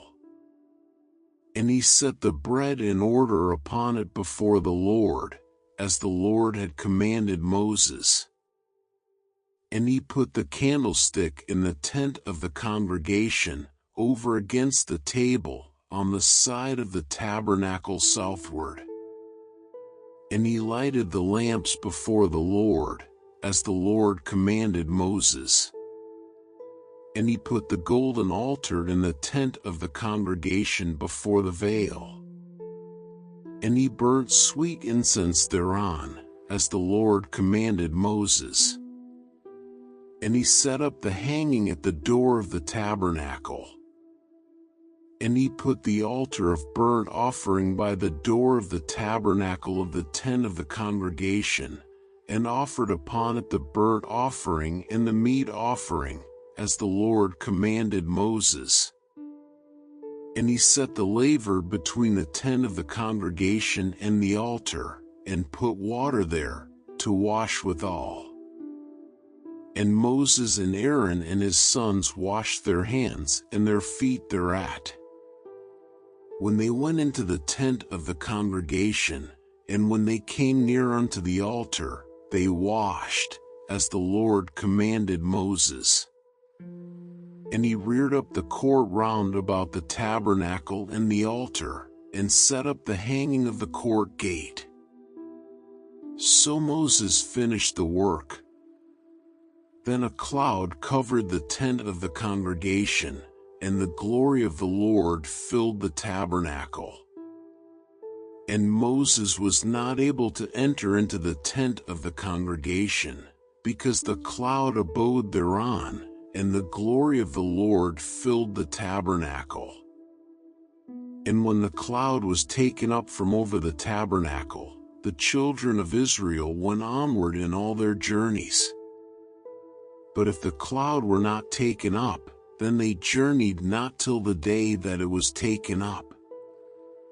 For the cloud of the Lord was upon the tabernacle by day, and fire was on it by night, in the sight of all the house of Israel, throughout all their journeys.